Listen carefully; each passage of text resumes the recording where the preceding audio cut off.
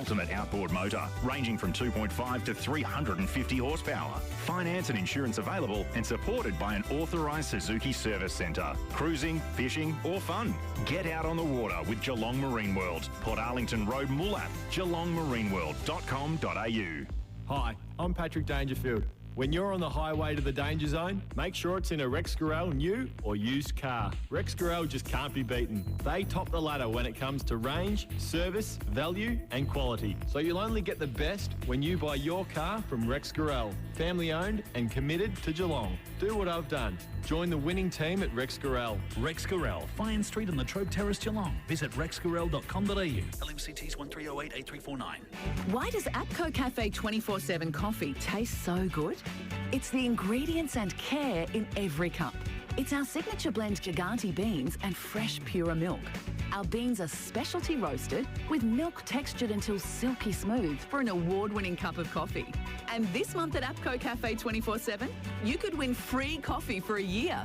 Just buy a cup of barista-made coffee to enter. Win free coffee for a year at APCO Cafe 24/7. We've got you. At Metricon, we build amazing homes. And we're a local builder with local offices and local displays, all run by local people. And as Metricon is Australia's #1 home builder, our trades and buying power mean we can get you into your new Metricon home with confidence. We're regional Victoria's local builder. So talk to us and love where you live. Metricon. CDBU 52967. Hello, it's Jamie and Aaron from Wombat Gully Plant Farm Geelong. Hey, Fezzy Ezzy! Yes, Dad? I'm excited. Why, Dad? Because bare root season is here at Wombat Gully Plant Farm Geelong. I wondered why you brushed your hair. Apples, pears, cherries and apricots. The list goes on and on and on. And you've painted your nails. Glad you noticed. Now get yourself stuffed. Ooh. So see you soon at Wombat Gully Plant Farm Geelong, 201 Townsend Road in Moore. Just look for Whiskers the Wombat out the front, mate. Thanks to our #1 ticket holder, APCO. Fueled by APCO Cafe 24/7. Before the bounce, thanks to Team Tyre Power and the Ponds and Norland Hotel. Relax and catch up with friends at the Ponds and Norland Hotel on a Sunday afternoon. It's GFL footy live from Drew Oval. It's round 10 action. It's the 50th anniversary game for St Joseph's Football Club, wearing the heritage strip, the red stripe down the middle, flanked by 2 gold stripes and the black back. If they were really going heritage, though, they would have worn the red shorts with the clown socks, the red, gold and black clown socks, which they actually won the 82 flag in. And a lace-up version. And a lace-up version. Great footage of when Herbie Matthews coached them to the 84 Division 1 flag. In a lace-up? In a lace-up, yeah. Great local football person. Herbie was there last night at the dinner, and of course we know his son Luke went on to have a wonderful career at North Shore and Drysdale. Two-time premiership player, coached the Hawks, and I think their young one playing at Grovedale. Yep. They're living out in that neck of the woods, and another Matthews on the way through, which makes you feel old when you remember the old man playing into the son, into the grandson. It's like yesterday. It sure does. Josh Soldelamaki running around. Like Adrian and I played at under-16 cricket premiership together. How old are we? Gee whiz, now these sons running around in the ones at St Albans. God, we're old. So let's have a look at the Geelong Insurance Brokers head-to-head. Covering Geelong for 29 years. Where have you gone for your head-to-head this afternoon, Kirsch? Bit of work gone into this one with a St Joseph's team that will field only 6 premiership players, which would be the least amount of premiership players they've fielded since winning their first flag in 2015. It certainly will be, and it's going to make it hard for them, but listen, there's some really good matchups still, particularly in that midfield. You know, you've still got Gale and Adams and Ferguson on the outside running around, so there's going to be some really good head-to-head matchups. See who goes to Gale or who Gale gets, if it's Miles or Sutterby or something like that. That'd be a really interesting matchup. I'd presume Morrison will get Fiore down forward. Maddock will take De Grande. Hocking will take Mitchell. But I think the head-to-head matchup of the day, it'll come down to Lockie Bond and how they can restrict his influence on the game. And obviously, before the game, Carso had already told us that Joel O'Dwyer's got the job, but that was already the head-to-head. O'Dwyer's had some really big scalps this year. Garner 2, he's kept him 2, Langham 0, Caldo 1, Erskine 1, Day 1, Collins 0, Dowling 3 and Bright 1. So he's had some really good scalps. He's had a good season, but we know how good Bond is as well. So he's coming back fresh from the suspension. It's going to be one hell of a matchup, and that's our Steamatic head-to-head for the day. What about the Geelong Insurance Brokers? Oh, yeah, sorry. You stand out, Steamatic. Yep. How long have you been doing this for? A lot. Stay in your lane is what Brian's Thanks, saying. Brian. Back at KRFH. You know what I meant. He's very flat this afternoon. Now He's I'm very going to pump up Geelong Insurance Brokers now because you just failed them badly. Yep. Now, with more than 40 years in the insurance industry, Don and the team at Geelong Insurance Brokers working with their clients to ensure they have the right cover, not just the cheapest premium. That's why using a insurance broker, it makes so much sense. Check out geelonginsurancebrokers.com.au. Lockie Bond versus Joel O'Dwyer, who has settled in really nicely coming down from Yarrawonga. He has indeed. Come out of good footy playing Ovens and Murray. Yeah, absolutely. But into the GFL, obviously very much on par, and he's done a fantastic job so far in defence. What do you say? What's the combined amount of goals he's had kicked on him he's this had year in terms of his main 2, 3, matchup? 4, 5, 8, 9 in 1, 2, 3, 4, 5, 6, 7, 8, say 9 games, yeah.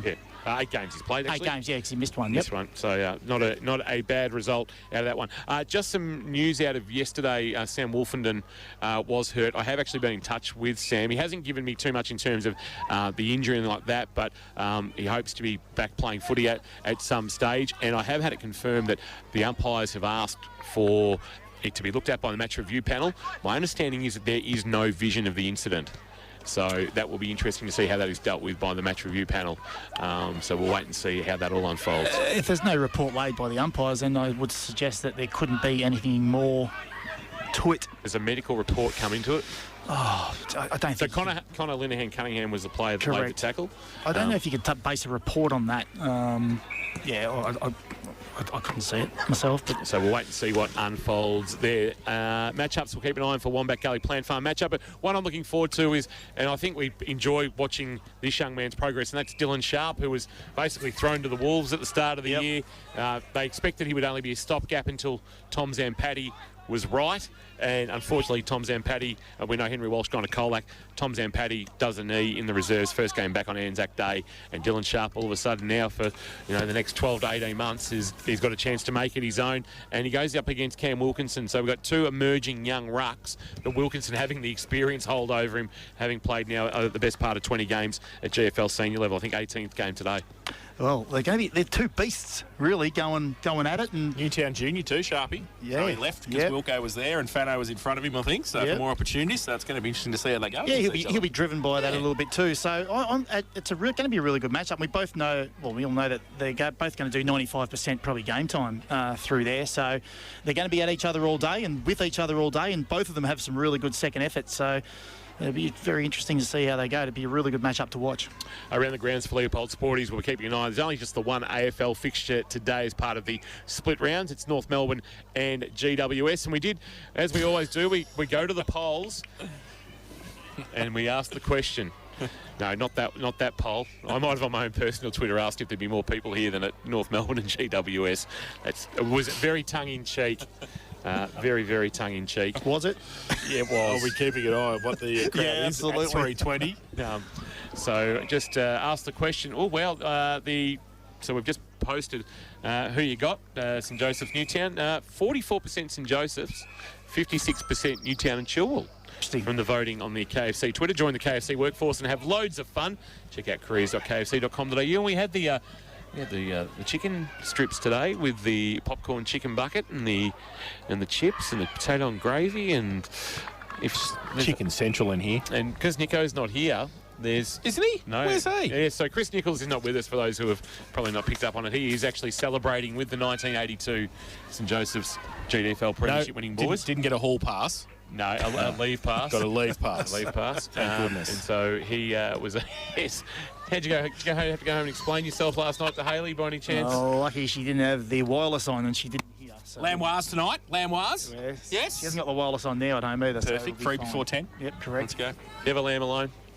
That's it. Never lamb alone. Come on, Kirsch. Of course, goal of the day, open from 9 o'clock tonight with free entry before 10. And, of course, big crowd will roll in there tonight off the back of tonight's game, although 6-day turnaround for he'll be in his normal clubs. spot, Kirsch, in the corner. People will be coming at him for some photographs and things like that, won't they, at Lammy's? A couple of footy chats as to who should have been in the team and not.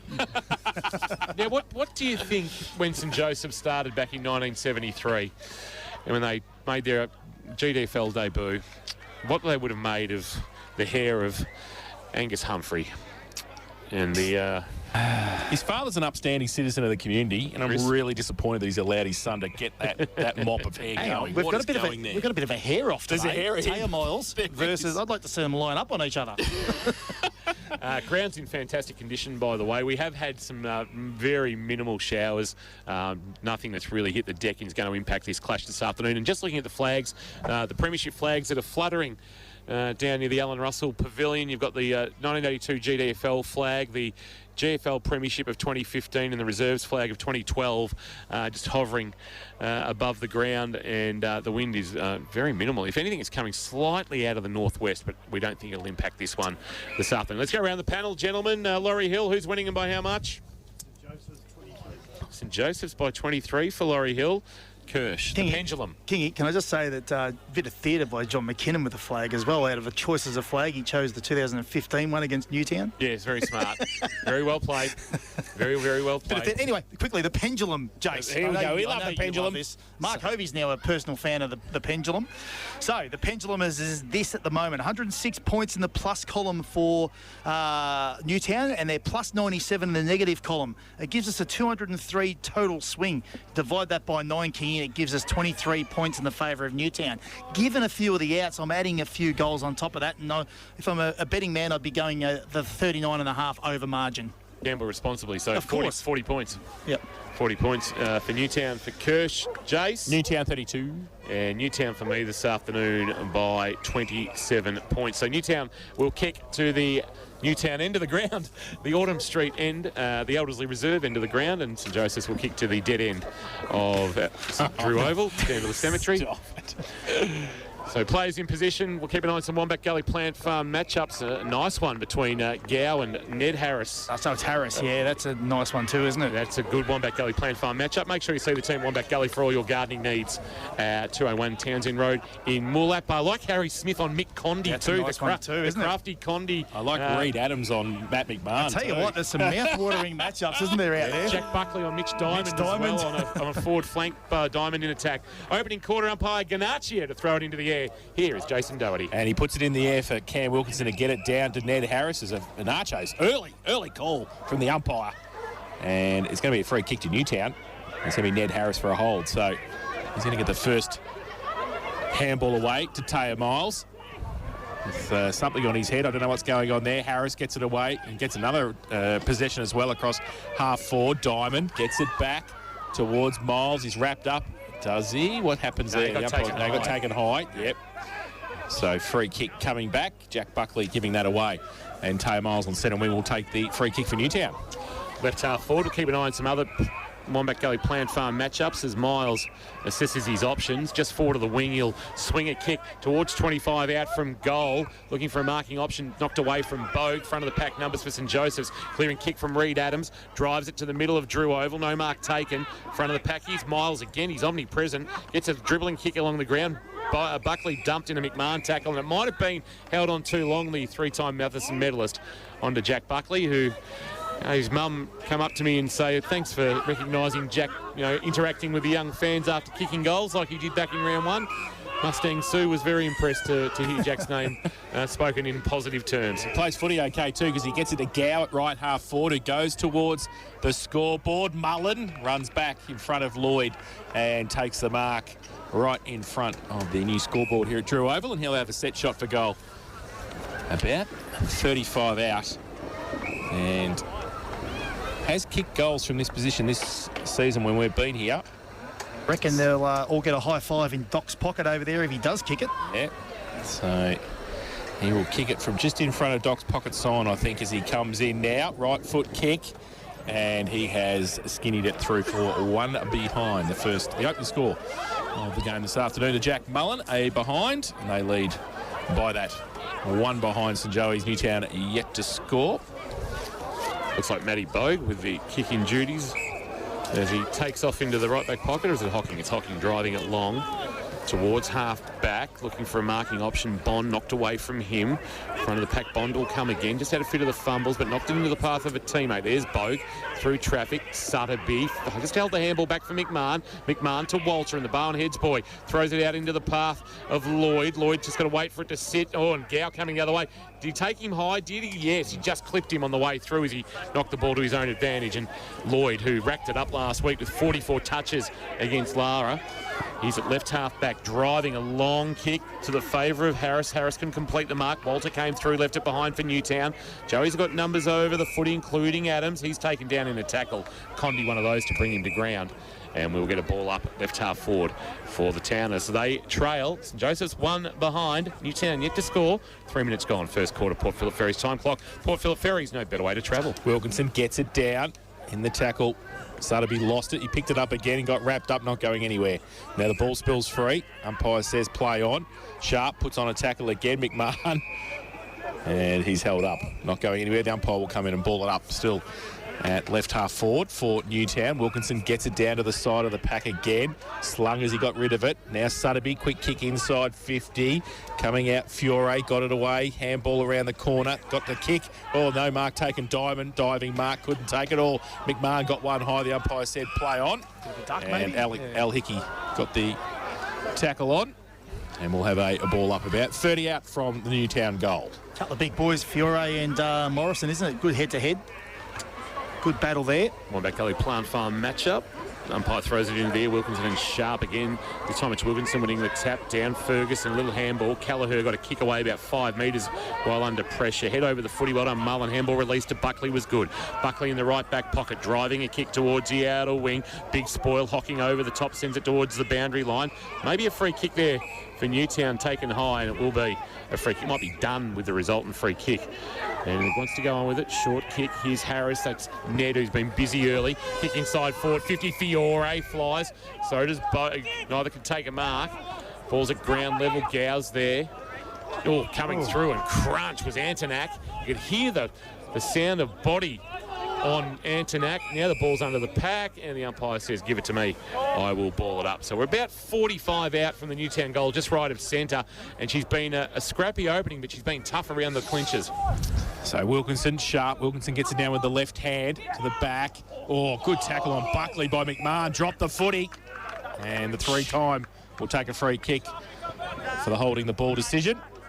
And it will be from about 45 out, slight angle. That's hurt him for St John of God too. He's going to have to take in a couple of tough ones there, Jack Buckley. I don't mind the long sleeve version of it. Yeah. I'm glad somebody wore it because Luke Webb was guaranteed to wear it. 100% he would have. He's probably still got it on now, Webby. So Matt McMahon, 45 out, slight angle, southern end of the ground, Autumn Street end. He comes in.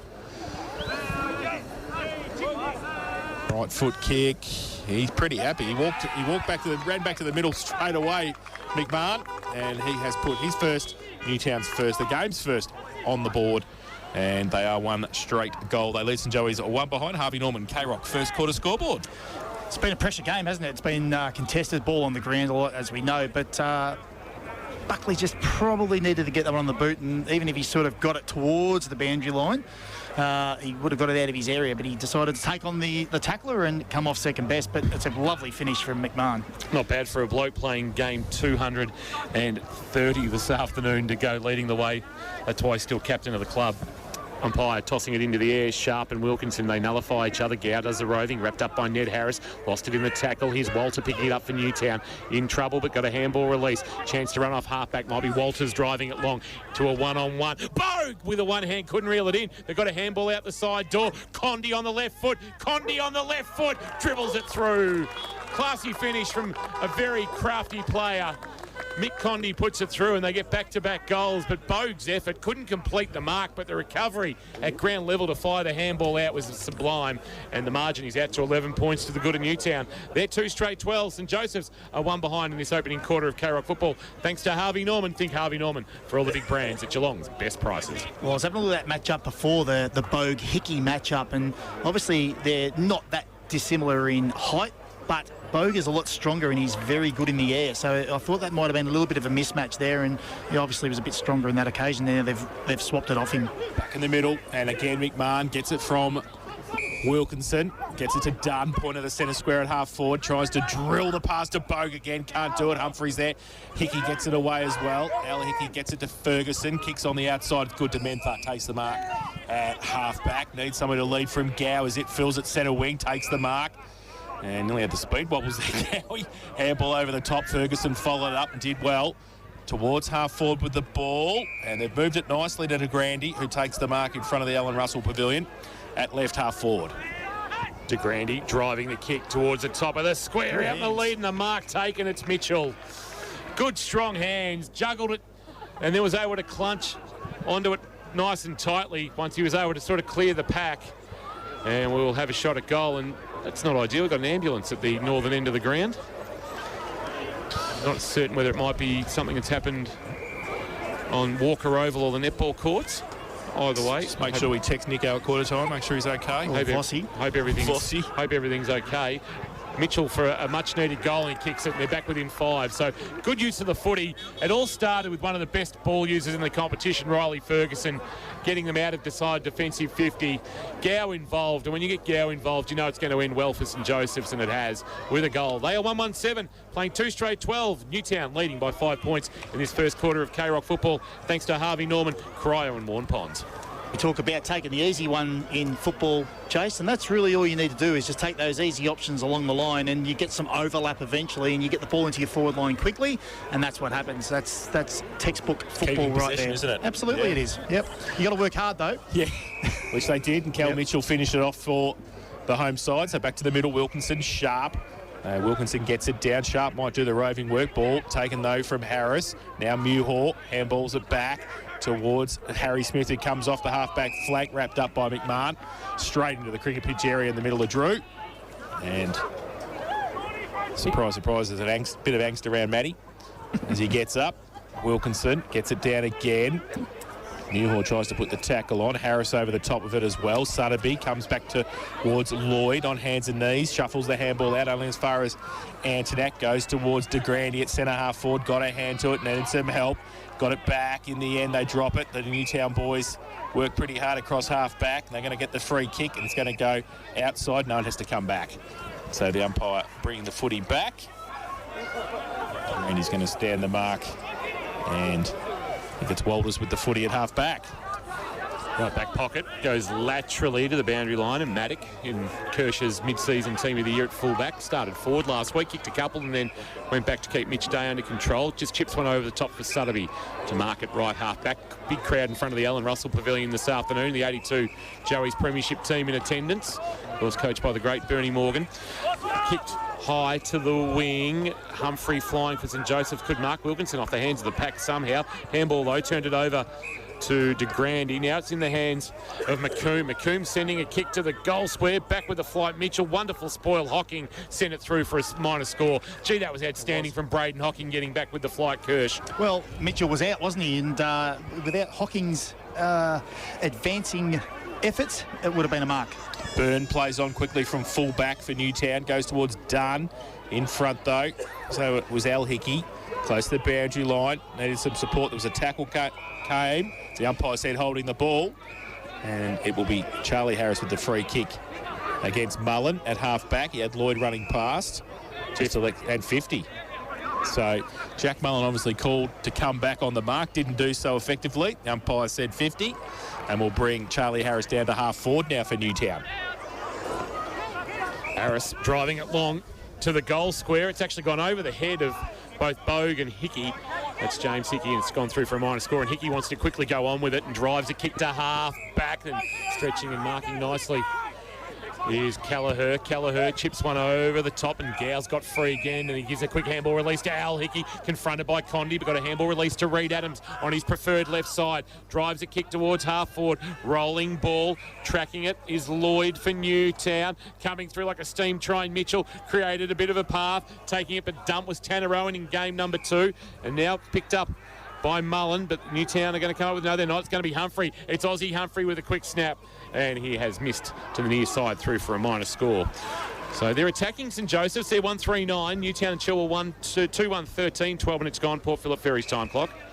It's one of those dangerous times of the game where they've come off 5-15 and they're sitting at 1-3. They probably want to even the ledger and get a few more goals on the scoreboard. So Lloyd kicks it into Hocking in the back pocket for Newtown. He chips the ball towards Walter. Brave movement. Brave, and he goes further afield and wider. It's okay. Mark taken by Blake Reid in front of the Alan Russell Pavilion at half back. Wants somebody to lead towards him. Dunn does that now. He's hesitant, and then he kicks it in to Jack Mentha. And St Joey's players are happy with Jack Mentha's efforts there, as well as the crowd, and we'll have a boundary throw in left half forward for Joey's. It's thrown the ruckman out, though, because they'd set themselves with a kick down the line. Now they've had to bolt 25, 30 metres, both Sharp and Wilkinson, to get to the contest. Maybe Sharp from behind winning that one. Socket off the ground, Mewhaw. Chance here for, might be Dunn. Is it with the footy or is it Hall? It's Hall for Newtown, who's wrapped up, going nowhere. And we will get another ball up. Umpire Ganaccia taking control of the situation. Into the air it goes. Wilkinson the tap down. Bogue at the contest. Reid Adams there as well. He's going to be a push in the back, and I think it might go to Adams.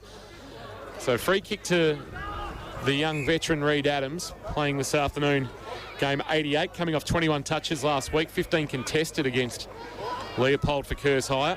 He's going to swing out on the left boot, give it all he has got. Has he got the carry? They'll contest on the line, and that's the long point you don't like, Kirsch. No, I do not. I could see it coming too. He was probably just at that range where it was just outside. Off the hands for a rush behind. They are now 1-4-10, and their woes in front of goal continue. Newtown at 2-1-13. First quarter, thanks to Harvey Norman. Thanks Harvey Norman for all the big brands at Geelong's best prices. Lloyd kicks it in, and it's a good kick too. Finds Reid.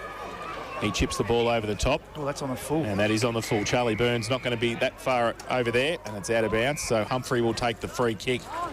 Austin Humphrey, right half forward.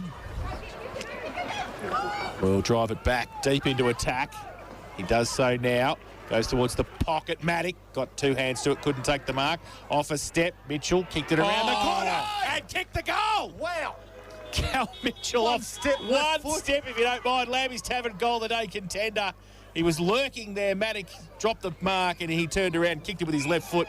And, well, that is his second of the afternoon, the second for St Joey's. They go to 2-4-16. They take the lead, Newtown, 2-1-13. Harvey Norman, K-Rock, first quarter scoreboard. Well, they were enjoying some time in forward half, weren't they? Yeah, they've probably dominated the last 7 minutes or 6 minutes of that ball in forward half, and they needed some reward. But that was one step, left foot, right shoulder, straight over the goal umpire's hat.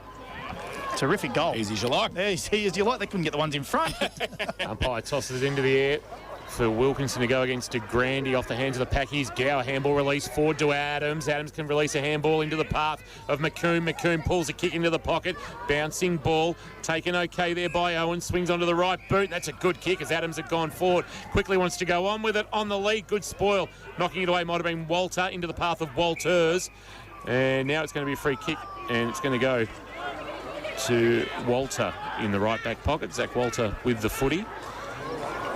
Best on ground in the 2019 Bellarine Grand Final. He goes short. And chance here for Walters to give a handball back to Walter. Walter pulling the kick towards the outer wing over the head of Foppiani. And Harry Smith back with the flight takes a well-judged mark for St Joseph's. He's just back into centre wing on the outer side.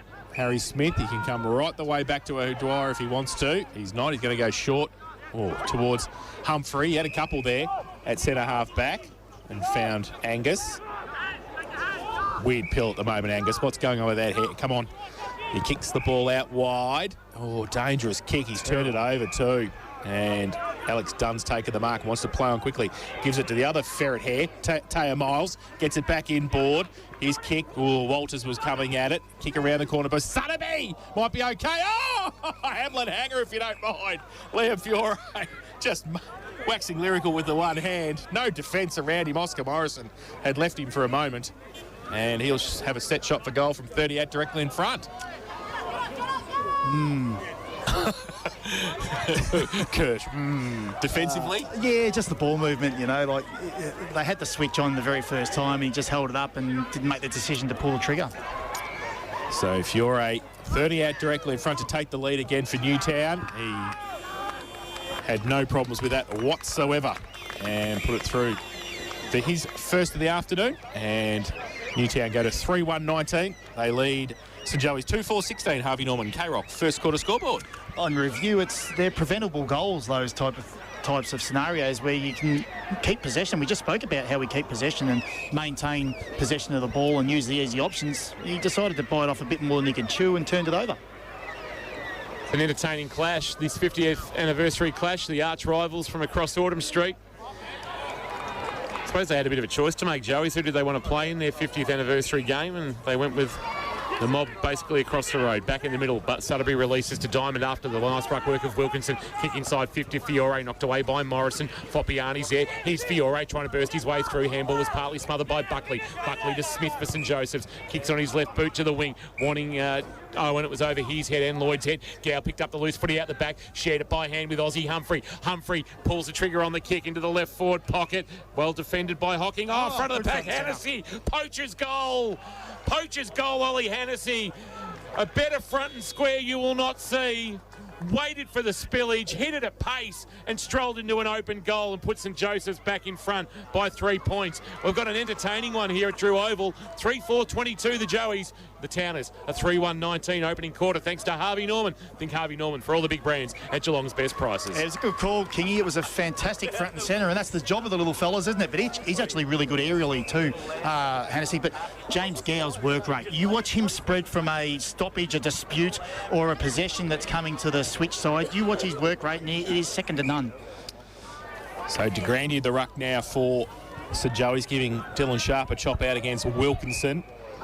And Wilkinson with a big thump down too, but coming off the wing was Ferguson, who got the kick towards half forward. Humphrey came out, couldn't take it. McMahon's handball on the up towards Condi. I think he was pushed after he got the football. Umpire said it's advantage, or is it coming back? I think it's coming back to the skipper for Newtown. McMahon at centre half back with the ball. He's got a couple of options. Foppiani nearly ran into Charlie Byrne. They were teammates. And no one within 30 metres. And then nobody around them. So Byrne goes towards. Fiore goes up, can't take the mark. Offhands, Diamond kick under pressure. Which way is it going to bounce? It goes towards goal, and it has hit the behind post and will be a boundary throw. And good result for the Towners in the end. And a throw in the right forward pocket. That was another great front centre as well by Diamond. Boundary throw in right forward pocket. Nearly time on. 19.5 minutes gone. Port Phillip Ferry's time clock. Wilkinson front position, won the tap down. Foppiani the roving. Foppiani couldn't get connection on the ball. Reed Adams handball for St Joe's to Callagher was slick. Gave it to Al Hickey. He spirals it towards the wing. Hennessy front position. Miles from behind outpointed him with all his experience and took the mark. The former Hawthorn AFL player. Short to McMahon, barely went 15, now called to play on. Now gives a handball to Miles, confronted, steps past two St Joseph's players, pulls a kick to the top of the square. Bond, big fly, wonderful spoil from behind, with a quick snap at the front of the pack. There's claims of touched, but they're not going to be answered, and Walters has kicked the goal. The Warrnambool product, playing his 23rd game back in the Newtown side, and has put that one through. Good finish from Walters. And they're back in front. And once again, we've got a 3-point ball game. 4-1-25, 3-4-22. He was just in great position again for that defensive spoil, Kirsch. Well, I think both defensive ends are going to have to really go man on the smalls at the ground level at the moment, because it's front centre city at the moment. Everybody. But you know what? That's two smart footballing sides getting in the right positions. That's exactly what it is. The defenders doing their job spoiling, and the smalls getting front and centre. Sharp back in the ruck. McMahon tracks it on the cricket pitch, but gets it back from Foppiani. Right foot kick out towards half back, sets a task for Charlie Harris. Handball on the up to Miles, and he goes over the top to Sutterby. He had to sit and wait, got one high. The umpire said play on. Foppiani left it behind, couldn't pick it up. The umpire said play on. The tackle came, and still going from half forward for Newtown. They go inside 50. Bond in front, can't take the mark. Off hands, front and centre again. Defensively, Fiore got it away to Condi. Handballs it back to Ned Harris. He handballs it further back and around to Charlie Harris. Goes into the pocket. Bond goes up again. Coming at it now, Lloyd as well. Condi off a step. Left foot kick. Turns around. Lammy's Tavern goal of the day. Contender for Mick Condi, his second. And great play in the left forward pocket. Snaps another goal. And Newtown go to 5-1-31. St Joey's 3-4-22. Harvey Norman, K-Rock, first quarter scoreboard. Ground fleet again, yeah. Jace. the forwards aren't getting the big power marks, aren't they? Because the defenders are defending really well, but it's just bringing the other smaller brigade into the floor. Just got a feeling Joey's are working harder for their goals than Newtown are having to. Well, they had a period there where they were enjoying that time in forward half, and now it's reversed. The momentum swung the other way in favour of Newtown for time in forward half. Consecutive goals for the Towners. They lead by 9. We're back in the middle. Sharp and Wilkinson again. Oh, beautiful roving McMahon for Newtown. He just hacks a kick forward, though, as he was under pressure.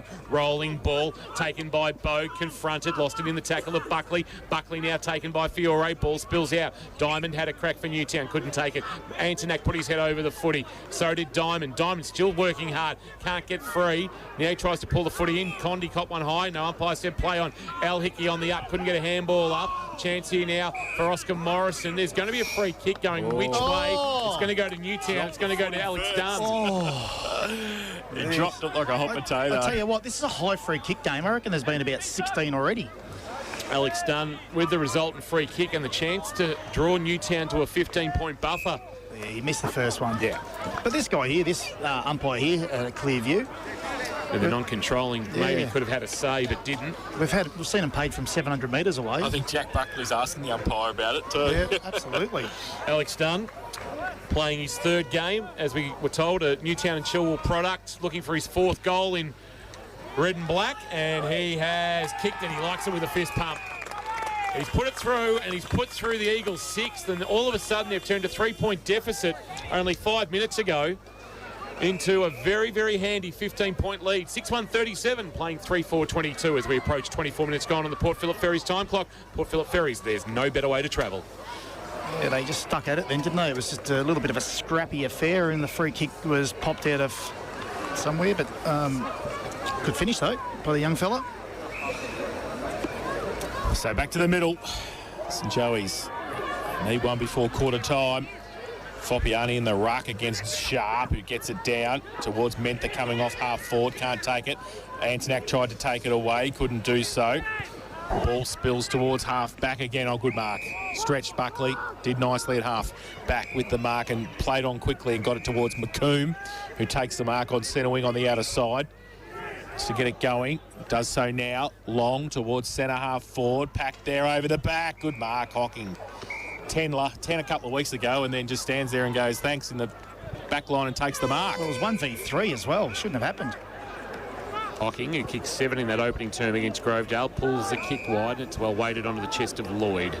He's seen plenty of it early after 44 last week. Kerr's higher stats, he kicks to Sutterby, who marks next to the boundary line, and went to handball inboard back to Lloyd, thought better of it, and then just sent a high kick towards left half forward. Fiore got good position on Morrison, couldn't mark. Front of the pack, Harris, that's Charlie, banging it on the boot. Bogue on the chest. Outpointed James Hickey and took the mark, and well, what a great option for Damien McMahon to have Matt Bogue, who we know is powerful through the upper body, being able to go forward and potentially get a smaller sized defender on him, and that was proven right there. Yeah, it's a matchup I mentioned earlier that I don't like, and yeah, like you said, Kingy, he's just got him for height, and he's got him for the advantage in the air and strength. That match up for Wombat Gully Plant Farm, 201 Townsend Road in Moolat. Matty Bogue kick coming off 7 goals last week from 25 touches against Lara. It was a career high. He's pushed that kick across the face, though, and fisted it over the boundary line and out of bounds by Joel O'Dwyer. And we'll get a boundary throw in right forward pocket. So some respite for the moment for St Joseph's, who find themselves in a 15-point hole as we approach quarter time. So throw in Sharp, Foppiani in the ruck, as we said, for Newtown. In front, got it down as well. Did his own roving, Nelly. Ball spills free. Diamond. Ball only up to Muirhaw. Left foot kick. Outside 50. Humphrey puts his hands up. Can't get it. Lloyd off a step. 45 out. Goes towards goal. Bond goes up. Good mark. Is he over the line? Don't know. But he's claimed the mark. The umpire said yes, it's all clear. So Lockie Bond's taken the grab. And he is only 15 metres out from goal. First mark and going to be his first kick. Going to wheel around the corner on the left. And he's in the right forward pocket. He does so now, and he misses. Kicks it across the face of goal and through for one behind. So, minor score. 6-2-38 now, Newtown. St Joey's 3-4-22. Harvey Norman K-Rock first quarter scoreboard. Harvey Norman, think Harvey Norman for all your big brands at Geelong's best prices. Buckley to bring the ball back into play. playing the Luke Webb role, hence why he's got the long sleeves on. Driving along towards the outer wing, flying but not marking for Newtown was Hocking.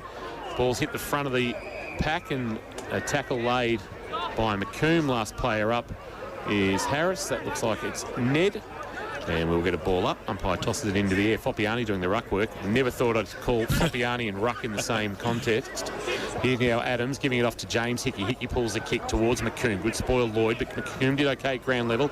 He lost control of the footy, and then he laid a tackle that was deemed to be high on Ned Harris, who's got it just back of the wing. And through my binoculars, I spy Rowan McSparron on the outer wing, trying to look incognito, the Colac co-coach having a look on. Right next to Joffy Simpkin as well, so the Colac Mafia are here in force at Drew Oval this afternoon. Ball spills free at half forward. St Joey's working overtime to try and keep it in. Sharps over the top. We gave it back to James Hickey. Off a step, Reed Adams. Left foot kick back towards centre wing. Off the back of the pack, Walter. He's going to go left and then comes back 30 metres with the kick. It's okay. Maddock takes it. Open, they try and switch. Oh, dangerous! And he's turned it over. St Joey's can run into goal. Tanner Owen, can he finish it off? He can! And he's just plucked it out of the arms. Tanner Owen has kicked his first, and a badly needed one for St Joey's close to quarter time after Newtown has had plenty of the play in the last 4 or 5 minutes. And Maddock turned it over. That's not mid-season team of the year type form there from Luke Maddock. It wasn't, Lukey. Lukey, you're on notice. 4-4-28 St Joey's. Newtown 6-2. 38 Harvey Norman K-Rock. First quarter scoreboard. Is that his first GFL goal, Tanner Owen? It is Didn't kick one last week? Correct. No. So first GFL goal. He's a likely type, Tanner Owen. I like the way he moves about his footy. Beautifully. Yeah, it was terrific play. Wilkinson sharp winning the tap this time. Mentha couldn't take it with him, neither could Wilkinson, but Gow could. Kicks on his non-preferred left. Dumped as he kicked it to high ball inside. 50 to Grandy, third attempt. Not paid, then he dived on the footy. Then he dived again and missed it. Chance now to get out of trouble. Reed and Lloyd are involved now. Taya Miles, just a cool head under pressure. Not the greatest of kicks. And the spoil from Buckley was good in front of the Alan Russell Pavilion to knock it away from Walters. And we'll get a boundary throw in left forward pocket for St Joseph's. They can jag one here and get back within 4 points at quarter time. Won't be a bad result. It's been an entertaining opening term. Ball back into play. Wilkinson the palm down. It'll roll back towards the boundary line where Mentha tries a little shimmy on Reed. Just got rid of him. Time to create a kick and find Newhaw on debut and can have a shot the left footer from the left forward pocket. A Newtown junior, I'm reliably informed on the KFC Twitter by Michael King. And playing against his former club, I think his dad Daniel and his uncle Jamil did some of their best work at Bell Park. Daniel definitely a Falcon. Yeah, he was. And I'm not sure that Jamil got to the Falcons. He liked a goal too, Daniel. He did. He was more a key defender, wasn't he? He was. Memory? Played on me a bit. Yeah. Wore the gloves from what I can remember, but that's by the by. Newhaw goes across the face of goal and it's through for a minor score. So we've talked the young fella up, but we haven't been able to get him his first goal at GFL senior level. And the scores are now 9 points of difference. 4-5-29. Newtown Chilwell 6-2-38. 30 and a quarter minutes gone in this opening term, thanks to Harvey Norman. Oh, they got one out the back here. Plays on from full back and goes straight to Sutterby, who's got nobody on him. It sits for him. Oh, Mullen, just ripped him off the footy without it, unfortunately. Yeah, so it's an easy free kick to Sutterby, but holds the play up, Jack Mullen, so probably semi-professional. Gets it wide. And finds Kapala on centre wing. Just wants to settle the play down now, close to siren time for quarter time. Newtown from the back end of centre wing towards Foppiani, who goes up, can't take the mark off hands, falls to the back of the pack, off one step. Kick came from O'Dwyer towards centre wing. Numbers with the Towners. McMahon runs it out. And they're probably happy to see it out the end, and we will have a throw in. Centre wing on the pavilion side of the ground. 6-2-38. Newtown, St Joey's 4-5-29. We played 31 minutes first term. And Port Phillip Ferries, there's no better way to travel our time clock this afternoon. Wilkinson from behind won the tap down to McMahon, who under pressure got a handball up the chimney to Walter, who gave it to Sutterby, who was aware that he needed to be there to take it and send a kick very, very wide. Bouncing ball, Fiore leading Murdoch. Morrison, rather, I should say, turning around. Fiore kicking and setting it up. Foppiani, Bond, neither could mark. Front of the pack, Harris, that's Ned for Newtown. And that might be holding the footy, I reckon. It was incorrect disposal. And Angus Humphrey winning the free kick inside defensive 50 with his M&M style haircut. And he gives a handball back to Buckley. Buckley, basically from where he got the handball from, kicks towards Adams, who couldn't complete the mark. Still inside defensive 50, but Gow was good. Handball release, didn't have enough on it. Knocked down by McMahon towards Dunn. Here's Walter, head over the footy for Newtown. Al Hickey there as well. Dunn comes again. Gow wraps him up. Umpire says, give it to me, I'll ball it up. Right in front of our best seats in the house, thanks to APCO Cafe 24/7. 32 minutes gone. It's been a long opening quarter here in this opening term on the Port Phillip Ferry time clock. So, ball up sharp, gets it down. Rode by Sutterby, leaves it behind Ned Harris. Leg, said the umpire. Newtown free kick. 20th free kick. Ned Harris, 55 out, wants a lead. Fiore gave him one. He just holds it back. Lloyd runs past. Mulhall right next to him. So now Ned Harris is going to have more of a set shot for goal.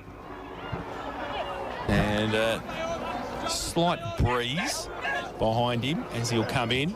Reed Adams stands the mark just inside 50. Runs very close to him too and puts it to the teeth of goal into the 10-metre square. Big pack there, front and centre. Humphrey comes across defensively. Oh, his handball set up his teammate in McComb, who gets wrapped up in the back pocket. And happy to see it back to umpire Ganachia, and it will be a ball up in the left forward pocket for Newtown. I reckon Joey's wouldn't mind the siren here. Well, it's gone for 40 minutes. Wilkinson won the tap down. Chance now out the back. Here's Harris snapping it around. It's Ned again, knocked away by Humphrey into the pocket. Bond, handball inboard is okay. Dunn was very good up below his knees. Quick snap out of the pack, and it's touched on the line and knocked through for a minor score.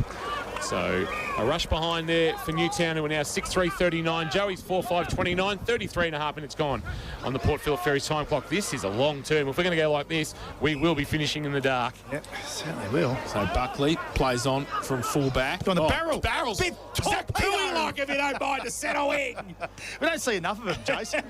He got great distance, and at the front, McComb handballed it back to Mitchell. Kick around the corner towards half forward. Miles, though, reads it the better and gets away, gets a handball out further. Charlie Harris gets the handball back from Kapala. Back to Miles, a little bit of candy, off one step on centre wing towards half forward. Hickey goes up, his name written on it. And Al Hickey's taken the mark at right half back, and will settle the play down for Joey's.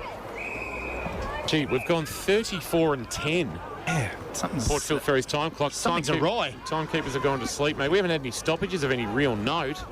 Front of the pack, Charlie Harris turned it over, gave a handball straight to Tanner Owen, who kicked his first GFL goal in this opening quarter, but his high kick comfortably sitting under at Miles. Marks for Newtown, goes laterally to Lloyd. Left half back, he's got it. Time for a late forward foray potentially. He goes short to Hocking, he goes short to Maddock in the right back pocket. And he's got it a long way from home, with his team leading by 10 points. 10-goal opening term. 34-45 gone. Sends a kick towards Fiore. Front position. Humphrey couldn't mark for St Joseph's.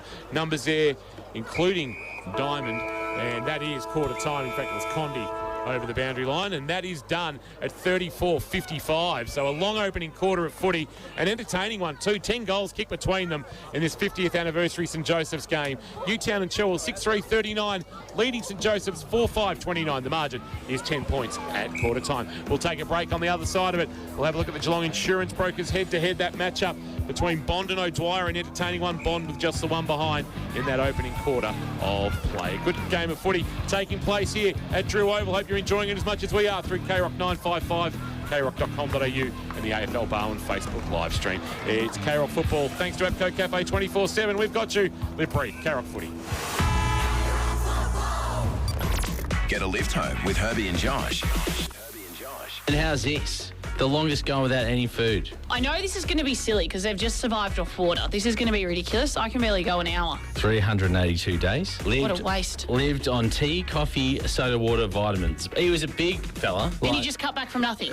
He had nothing for that long. So basically he was like 3 of me. So, okay, he's not healthy to start with. No. Maybe like 2 of you. Herbie and Josh. Weekdays from 4 p.m. Only on KROC 955. Home solution from Metricon, a fixed price house and land specialist. At Metricon, we build amazing homes. And we're a local builder with local offices and local displays, all run by local people. And as Metricon is Australia's #1 home builder, our trades and buying power mean we can get you into your new Metricon home with confidence. We're regional Victoria's local builder. So talk to us and love where you live. Metricon.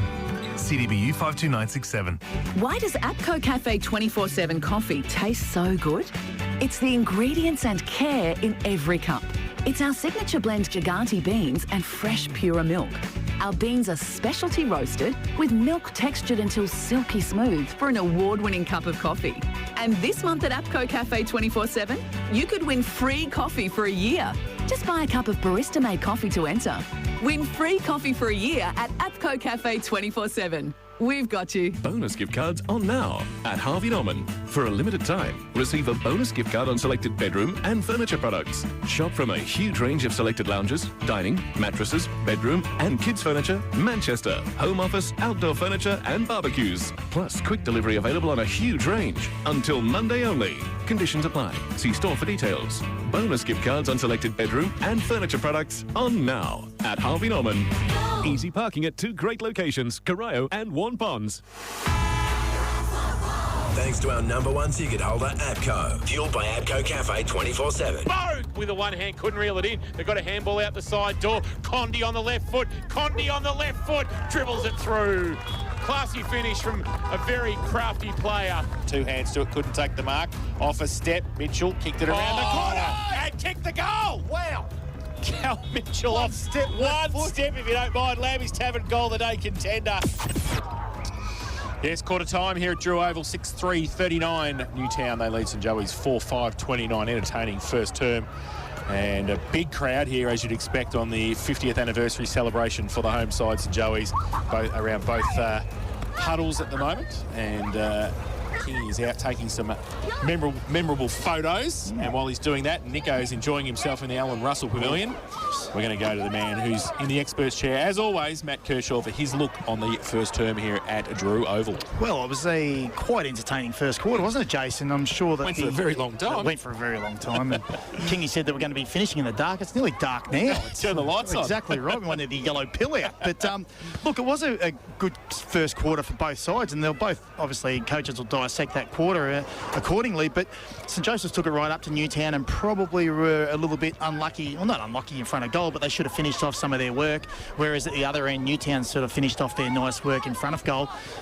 We said it was not the high-marking forwards sort of quarter, it was the smaller brigade, the front and centre brigade, the smaller guys to get their shots on target, and that's what they did.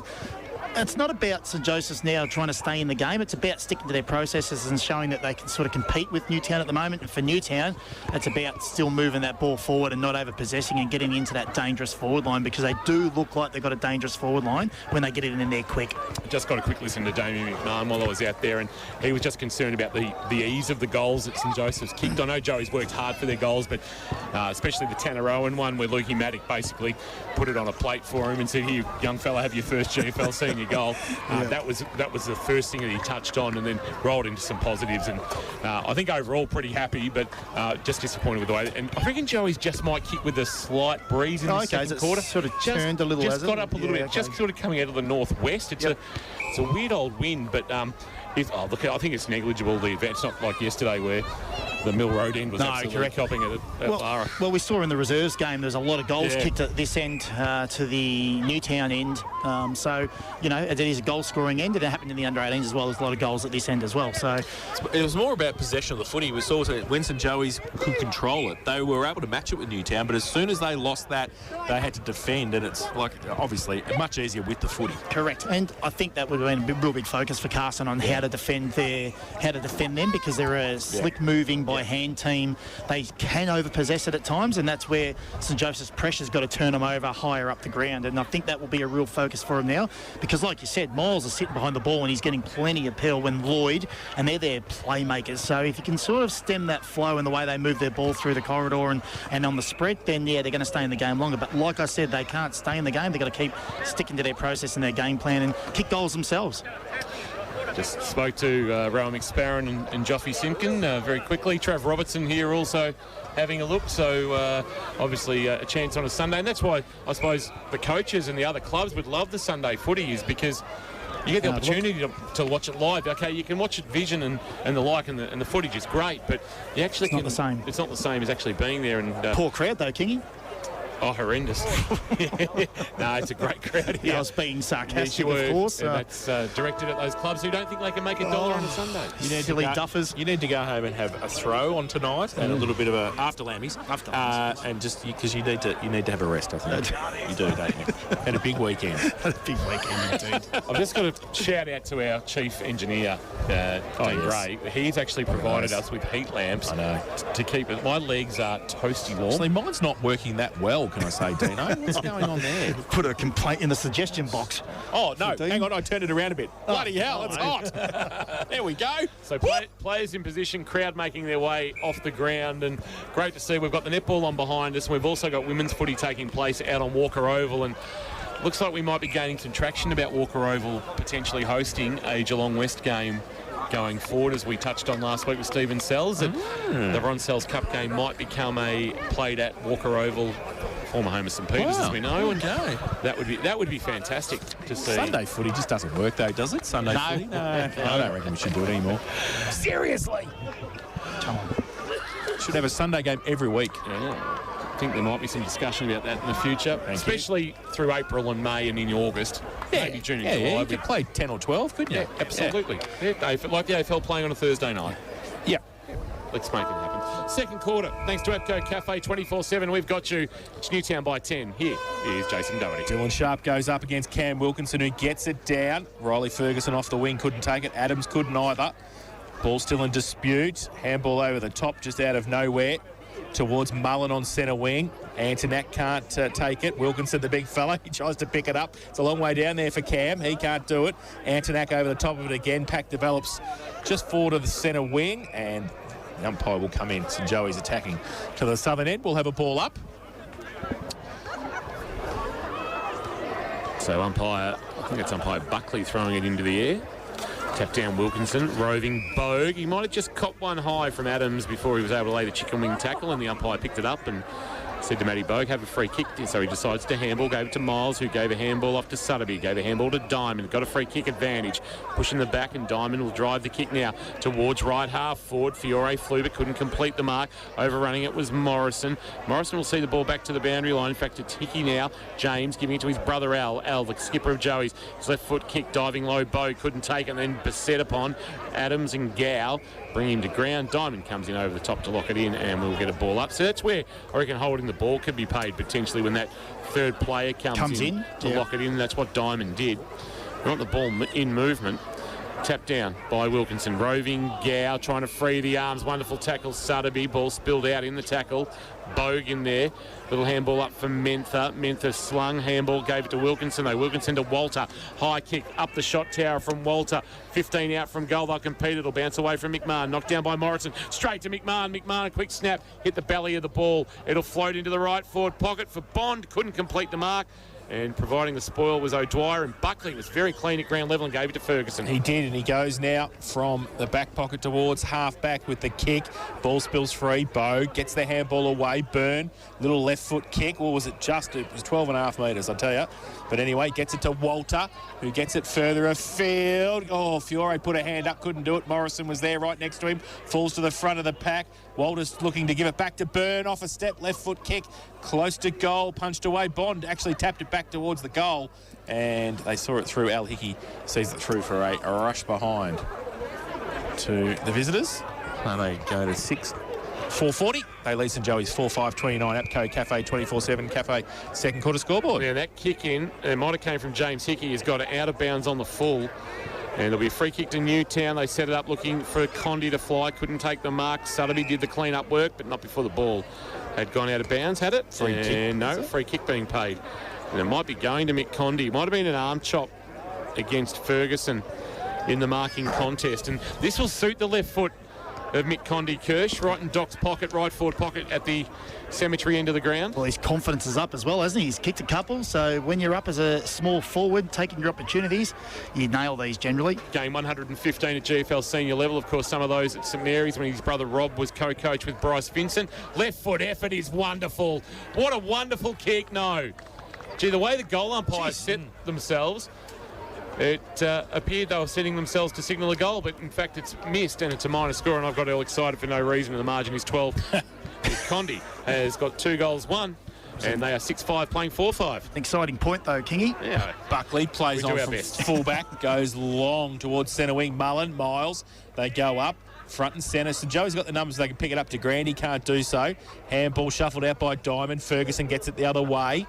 Hannessy turns around, goes on the left foot towards half forward. Humphrey to come out, might sit for him. He needs to pick it up, the big fella. He can't do so effectively. Second effort was all right, but at the back, Newtown have got the numbers. Bogue helping out across half back. Gives it back to Miles. His handball shuffled towards Sutterby under pressure. God, lost the footy. Mullen turnover. Kick back inside 50. Mintha takes the mark and will shoot for goal from 35 out. Slight angle. What I liked about that is Aussie Humphrey's second effort. Yeah, he went to ground that first one, didn't keep his feet, didn't get possession, they turned it over, but his follow-up and tackle was fantastic. So Jack Mentha needs to start this second term for St Joey's with a major. They've played 4.5. Port Phillip Ferry's time clock in this second term already. He comes in kicking with the aid of a slight breeze. Oh, he's pushed it, I think. He's not going to make the distance. In fact, it's a good mark. Cal Mitchell, great mark. In the middle of the pack, Humphrey was there, so was Hocking. And Cal Mitchell, who's kicked 2 already, should make this 3. It's either in front or it's on the boundary, yeah. Well, it's in front. There you go. So he's been pushed right I around. actually thought he marked it outside the square myself. He did. Yeah. He did. I've got an issue with this umpire. So he'll stay there until Callum Mitchell's halfway through his stance, and then he moves off. So the last couple of goals that they've been going for, Mitchell kicks his third. as they're on their approach, he actually walks away from the man on the mark on the approach, which is movement at the man on the mark. Off-putting. It would be off-putting, 100% it would be. Well, it hasn't off-put Cal Mitchell. No, well, he's in the square. He's kicked his third, and that's the start that St Joey's needed. They 5-5-35. They trail Newtown 6-5-41. Apco Cafe 24/7 K-Rock. Second quarter scoreboard. There's that ease of goal. Yeah, that we were Jamie speaking Mace about brought it, out. absolutely. But I guess on the back of that, I mentioned that Humphrey's tackle was superb and his follow-up. And I guess that's what we were talking about before pre-game with Carson about the defensive efforts from Grass versus maybe Humphrey. Wilkinson hit Bogue on the fly. Bogue's kick, though, was partially smothered, still inside the centre square where Bond dives on it, and then Diamond dives on it, I should say. And diving on him was Antonak. And we'll get a ball up. Almost point of the square right half forward. Tapped down by Sharp for St Joseph's. Does his own roving after picking it up off the ground. Got a handball up the chimney. Gow's there. Runs into Bogue. Then got away from Bogue, but handballed straight ball to Bogue. Bogue on the left boot. And coming up, there's going to be a free kick and/or mark to Jordan Walters. It'll be actually a mark, or free kick, I should say. Kicks to the pocket. Not a great kick. And Harry Smith placing himself best position. Goes across the face of his defensive goal. Oh, at the bootlaces of James Hickey. Couldn't take it cleanly. McMahon went to snap. Gave a handball, though, to Walters. Walters steadied and short onto the chest of Ned Harris. And there's a moment that James Hickey would love to have back. I know the kick did him no favours, but he just sort of took his eyes off the footy as he went to pick it up, knowing he had to take it on the half volley. And as a result, a bit of a fumble opened the door for Newtown, and this is where they'll be made to pay, you would suspect, Ned Harris, to give Newtown back a 12-point lead. Kicked 3 goals last week. Geelong VFL listed, having an all right season in at the Cats, playing his 6th game at Newtown this year, and he will sneak it in, will he? No, he's pushed it to the right. The breeze just taking it, and that breeze has got up the premiership flags of 82 and 2015 flying proudly in the breeze, and that's just got up from the west slightly, and I think we might see a bit of play over on that far side of the ground. Which we'll do again because Buckley kicks it in to the outer side half-back flank. And he looked out there for De Grandi. He couldn't take the mark. And it will be a boundary throw-in. And Nick Sparron right next to the boundary umpires. He's going to throw this ball in. Cam Wilkinson up against Dylan Sharp. Wilkinson gets it down to the front. And Bo can't believe Jordan Muirhall made sure that he did, didn't he? He saw that he gave the umpire the look that was a hold, and Geordie got the free kick at half back. Indecisive at the moment, goes with the left foot long towards half forward. Oh, I think Cal Mitchell got pushed out of the contest really easily and should take a free kick. He does, but what's for him forward if he's there in the contest? Yeah. Mitchell just trots off, called to play on now. He just sets it up. Humphrey is his marking target. That's Aussie coming at it, but back with the flight. Walter for Newtown judging at best, taking the mark.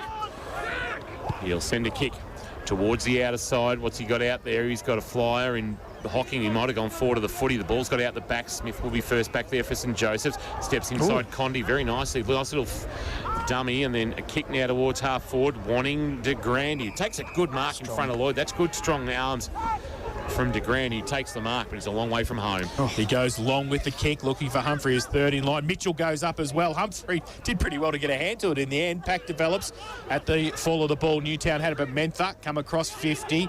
McMahon follows it up. Can he pick it up? He threw it up.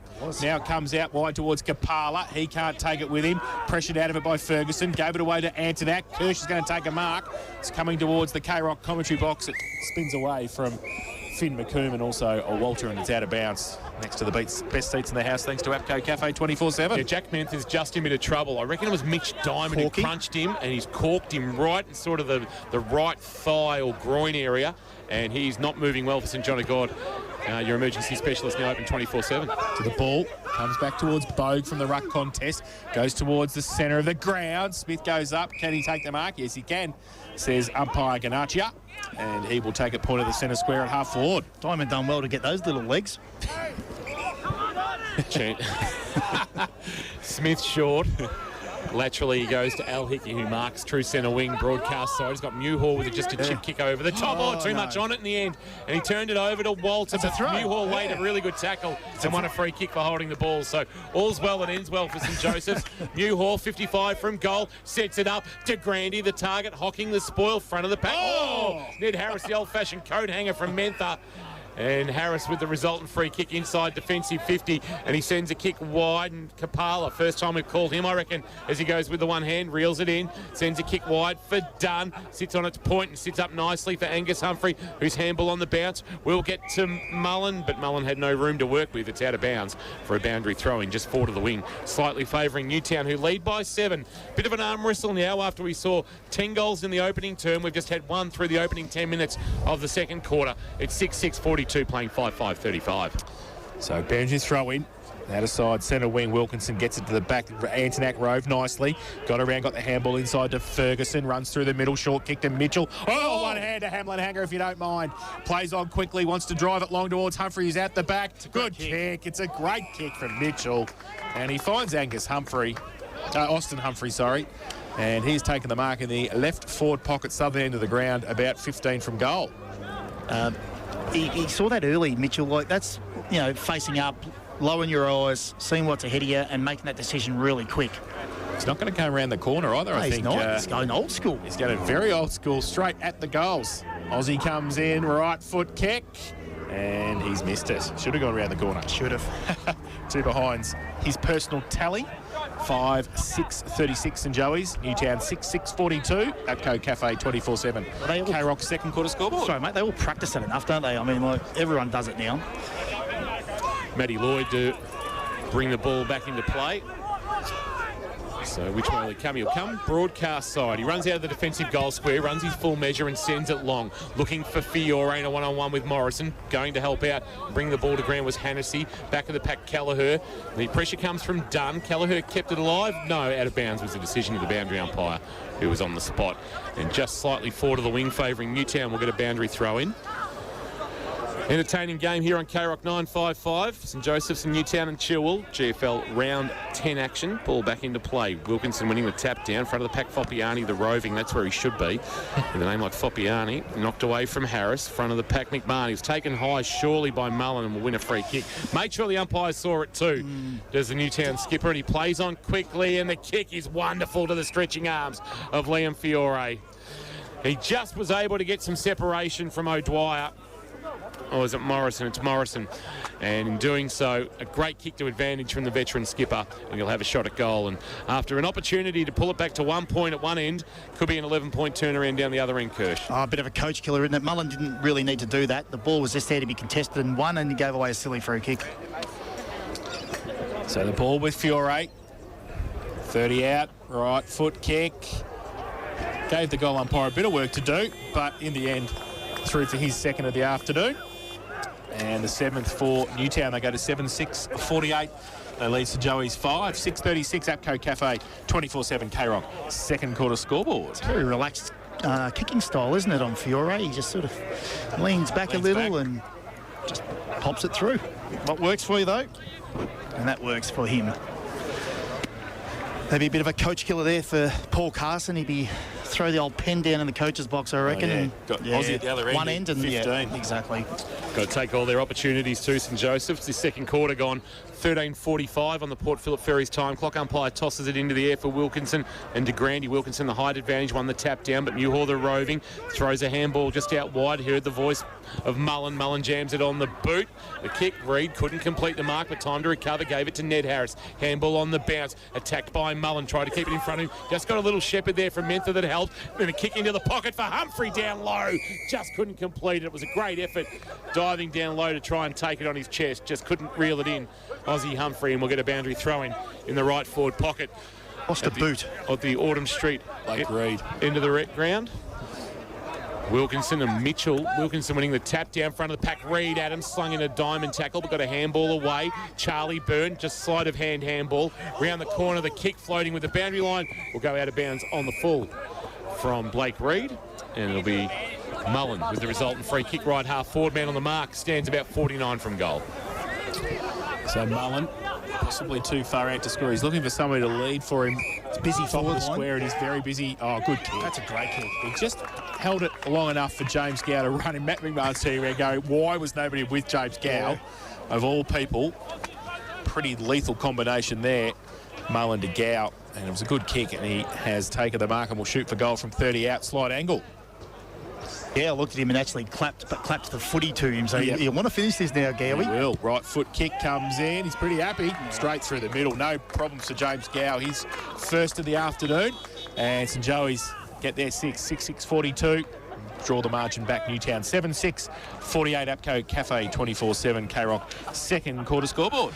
No wonder McMahon was disappointed, because that was a very busy forward line then. There was probably 16 players in that forward little area there, and to get an opening only 25-35 metres away from where the kicker was, yeah, that's why McMahon was very disappointing and going off with his teammates about not talking to him about filling that hole. Well done by Gow, nice finish, and the margin back to 6 points. So the arm wrestle continues here at Drew Oval. Newtown, the more fancied and experienced coming in, but these kids of St Joey's giving some real cheek. De Grande and Wilkinson. Wilkinson winning the tap down this time. He's going to head towards Ned Harris, who lost it in a De Grande tackle. Then he was bumped off it, but he kept his head over the footy. Ned Harris can't clear the area. De Grande was good. Handball up to Ferguson, whose kick went about a metre. It's going to ricochet towards Mentha. He couldn't take it. Ned Harris again, plenty of involvement. Gave it to Wilkinson, who under pressure sent a high ball towards right half forward. Smith judged it best for St Joseph's and marked. There's a Newtown player down. It's Ned Harris for St John of God. We'll keep an eye on that. Kick towards half forward. Miles closed down Muhor quickly to knock it away. The Coombs sees it out, and we'll get a boundary throw in left half forward. St Joseph's in attack. 6 points the margin. Newtown in front against their near neighbour, and the ball's back into play. Wilkinson winning the tap down, front of the pack, dragged off the kick. Ned Harris seems to have recovered okay. Muhor, handball release back to Callagher. Kicks on his left. High ball near the boundary line. Adams had to sit under it and wait. Wilkinson was able to spoil with the height advantage. Back towards Smith. Smith wrapped up, going nowhere. Bit going on off the footy. McMahon and Gow continuing their own little private war. And we'll get a ball up right next to the boundary line. True centre wing out of side here at Drew Oval. Wilkinson gets it down from the ruck contest. Condi tried to tap it on. And De Grande comes in there late. Diamond got it back to Wilkinson, got it to Condi, left foot kick around the corner towards half back, and Morrison took the mark. Did well for St Joey's just to stem the movement from Newtown there forward. So he'll go with the right foot kick back to whence it came on centre wing. Mitchell put one hand up. McMahon at the back of the pack. Handball. James Gow gave him one to go on with. The dueling nines. Miles goes towards half forward again. Big thump away from Humphrey and Morrison. Close to the boundary line. And Walter runs out of room. And he scored it over there by Al Hickey. And we'll have a boundary throw in right half forward for Newtown. Front of the old Scout Hall where St Joseph's have taken over in the last couple of decades or so and converted. And I believe there's plans for a new facility up here as we get a boundary throw-in. Chance for Adams. De Grande on the up, wonderful handball. The clearing kick from Kelleher to the wing. And Hennessy will try and pick up the loose footy, but well done Kapala. Handball to Walter to Miles. A couple of Barnheads boys combining, but the combination didn't work. Mitchell, Mentha buying some time. Handball back. And a neat little kick from Hennessy, it might have been, to Muhor. He's good. I like the look of Muhor early. Yeah, he's sharp. And he goes short to Adams. He certainly doesn't look out of place, does he, at the level? And he's a good size too, as all the Muhors are all well put together. And the kick finds Ferguson, who marks at left half forward. Well, his younger brother plays in the 18s, and he's about 6'3" and moves very well. Xavier, yep. On the Falcons list? He is indeed. So Ferguson, left foot kick inside 50. Humphrey goes up with a jump off the side of the pack, kick around Hennessy, the corner. Go from Hennessy. Lammy's Tavern, goal of the day contender from Ollie Hennessy, his second of the afternoon. And, well, not front and centre, it was side and centre. It was side and centre. It was a great kick. We are seeing an absolute treat of smaller brigades kicking goals today. That is a fantastic placement and good spot. Good spot. Ties it up to St Joey's 7-6-48.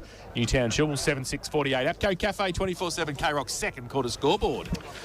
Yeah, I'll tell you what, there's going to be appetising in the going into the second half, although it's only 19 minutes gone. We've got another 20 minutes left of this quarter. But the Gal v McMahon, this is going to spice up. Don't worry about that. This is something to watch for the rest of the day. And you can't tell me, as we're back in the middle, and we might have a free kick from that. It's another one. And it's Sutterby, and De Grande's been pinged maybe for too high or a push in the back. And it's with Blake Sutterby. Sutterby called to play on. He heads out towards the outer wing and then sends a kick towards the new scoreboard. Back with the flight. Well judged. Al Hickey just composed. And then the kick is okay for Ferguson in the Old Firm link-up. One of 6 premiership players out there this afternoon for St Joey's. Al, the 2 Hickeys, Alan James, Buckley, Mitchell, Reed Adams as well. And then the short kick, and here's Al Hickey. He's worked his backside off to make position and provide an option, and he's taken another mark. Back of the wing. Swings onto his right boot. Sends a kick now towards half forward. De Grande front position, couldn't mark. Well done, Wilkinson. Stole it away and then fired a handball to Diamond. Feigned a handball inboard, but goes outboard with a kick. Swings it around his body. Bouncing ball, waiting for it. Set on its point. The handball away came from O'Dwyer, but only as far as Dunn. Walters for Newtown. His kick on the bounce taken by Kelleher. Kelleher kicks on his left, and it's well weighted, and he finds Riley Ferguson with it, and he's got it just back of the wing. So Ferguson's looking back inside. He elects, though, to go down the line towards half forward. Mitchell's there, punched away from behind by Maddock, and shows why he's in the defensive 6 for Matt Kershaw's team of the year so far. Well, he's slowly working his way back into it. I just dropped him before after that turnover. I'll tell you what, you're pretty quick with the hot potato. Drop him out. Gee whiz, no faith in them. Oh, well. Ball back in, Wilkinson. Front of the pack to Grande, who's doing the ruck work against Wilkinson at this stage. And another stalemate. We're going to have a ball up centre wing on the outer side. All square here at Drew Oval, 48 apiece. 21.5 played, second term, Port Phillip Ferry's time clock. There is no better way to travel. Tapped down by Wilkinson. Walter tries to step through a tackle. Dumped by Muhor and taken to ground, and he's going to ping him. He has. Geez. Gee, that was hot. He took possession. He was wrapped up instantaneously by Jordan Muhor, and Muhor's going to give a handball off. And the kick's going to come inside forward 50 into the left forward pocket, looking for a marking option in Owen, and it was out of bounds on the full, so it wasn't a great option. And out of bounds on the full it went. The kick might have been Kelleher. Yeah, it was. Poor skill execution. Yeah, not ideal. And it's Lloyd with it in the right back pocket for the Towners. They've manned up pretty well here, St Joseph's, because they've actually got no outlet. Short to Miles. Miles in the right back pocket, so he had to concede 15 metres. He can go across the face of goal to Blake Reed if he so desire. Instead, he goes short, and Lloyd has provided an option for Newtown. He's still 20 from his defensive goal, with the scores tied at 48 apiece. 22.5 minutes gone, second quarter. He goes short to Maddock. Hennessy provided a contest, but Maddock's bigger body just got in the way. He was able to mark on the chest. Joey's have done really well down to shut the exit options out of defence. So Maddock just has to send it towards the wing. Hope for Foppiani, but that's a good, strong mark. Is that Hickey again? It is. Gee, stood tall, the skipper, and his kick is great for Adams. Now gives it off towards Mullen. The floater to Humphrey. It wasn't the greatest off the boot, rather, from Antonak, I should say. And Elston Humphrey has clutched something that was doing all sorts of work through the air. And this is a chance for St Joey's to take back the lead for the first time since the 20-minute mark of the opening term. Well, that's the recipe, Kingy, that St Joseph's need to replicate when they exit their back half. They were paired off all up the ground. They had nothing to kick to, and that's what they want to do. Make them force them down, long down the line, and that's what turned it over. Son of Joey's great Chris. He's man on the mark, 25 from goal, and he has kicked it. It is Luke Maddock on the mark. He's adamant that is missed. He's got his head in his hands, inquiring as to why. Even Taya Miles. They're talking about how they're getting it out the back half, I reckon Taya was then, about switching the play. I'm pretty certain that's what he was saying. Okay. Yeah. So, anyway, it's a goal to Austin Humphrey. That's not being taken away. And St Joseph's they are. Have got a 6-point lead, 8-6-54. Newtown, 7-6-48 as we approach 24 minutes gone in this second quarter for APCO Cafe 24/7. They're giving a lot of cheek, these young Joeys. They've got to move the ball quicker. Yeah, and that's what I think Taya Miles was trying to say to Matt Lloyd. And Matt Lloyd was sort of just going, well, whatever, I had nothing to kick to type thing. So Taya's saying you've got to move it along and stop them setting up a zone or a defensive structure. Done for, weren't they straight away? Yeah, absolutely. Yeah. Back to the middle, and Sharp gets it down. He's got an extra half step in his ruck contest, and now it's a free kick coming back to, I think, to Reed Adams. So St Joey's will going to drive it forward again. He's got leads coming. He goes short and wide, and he's going to hold the play up. And Owen. Yeah, it's Owen with the ball. This time drives it inside 50. Good mark in front. Good, great hands, Hennessy.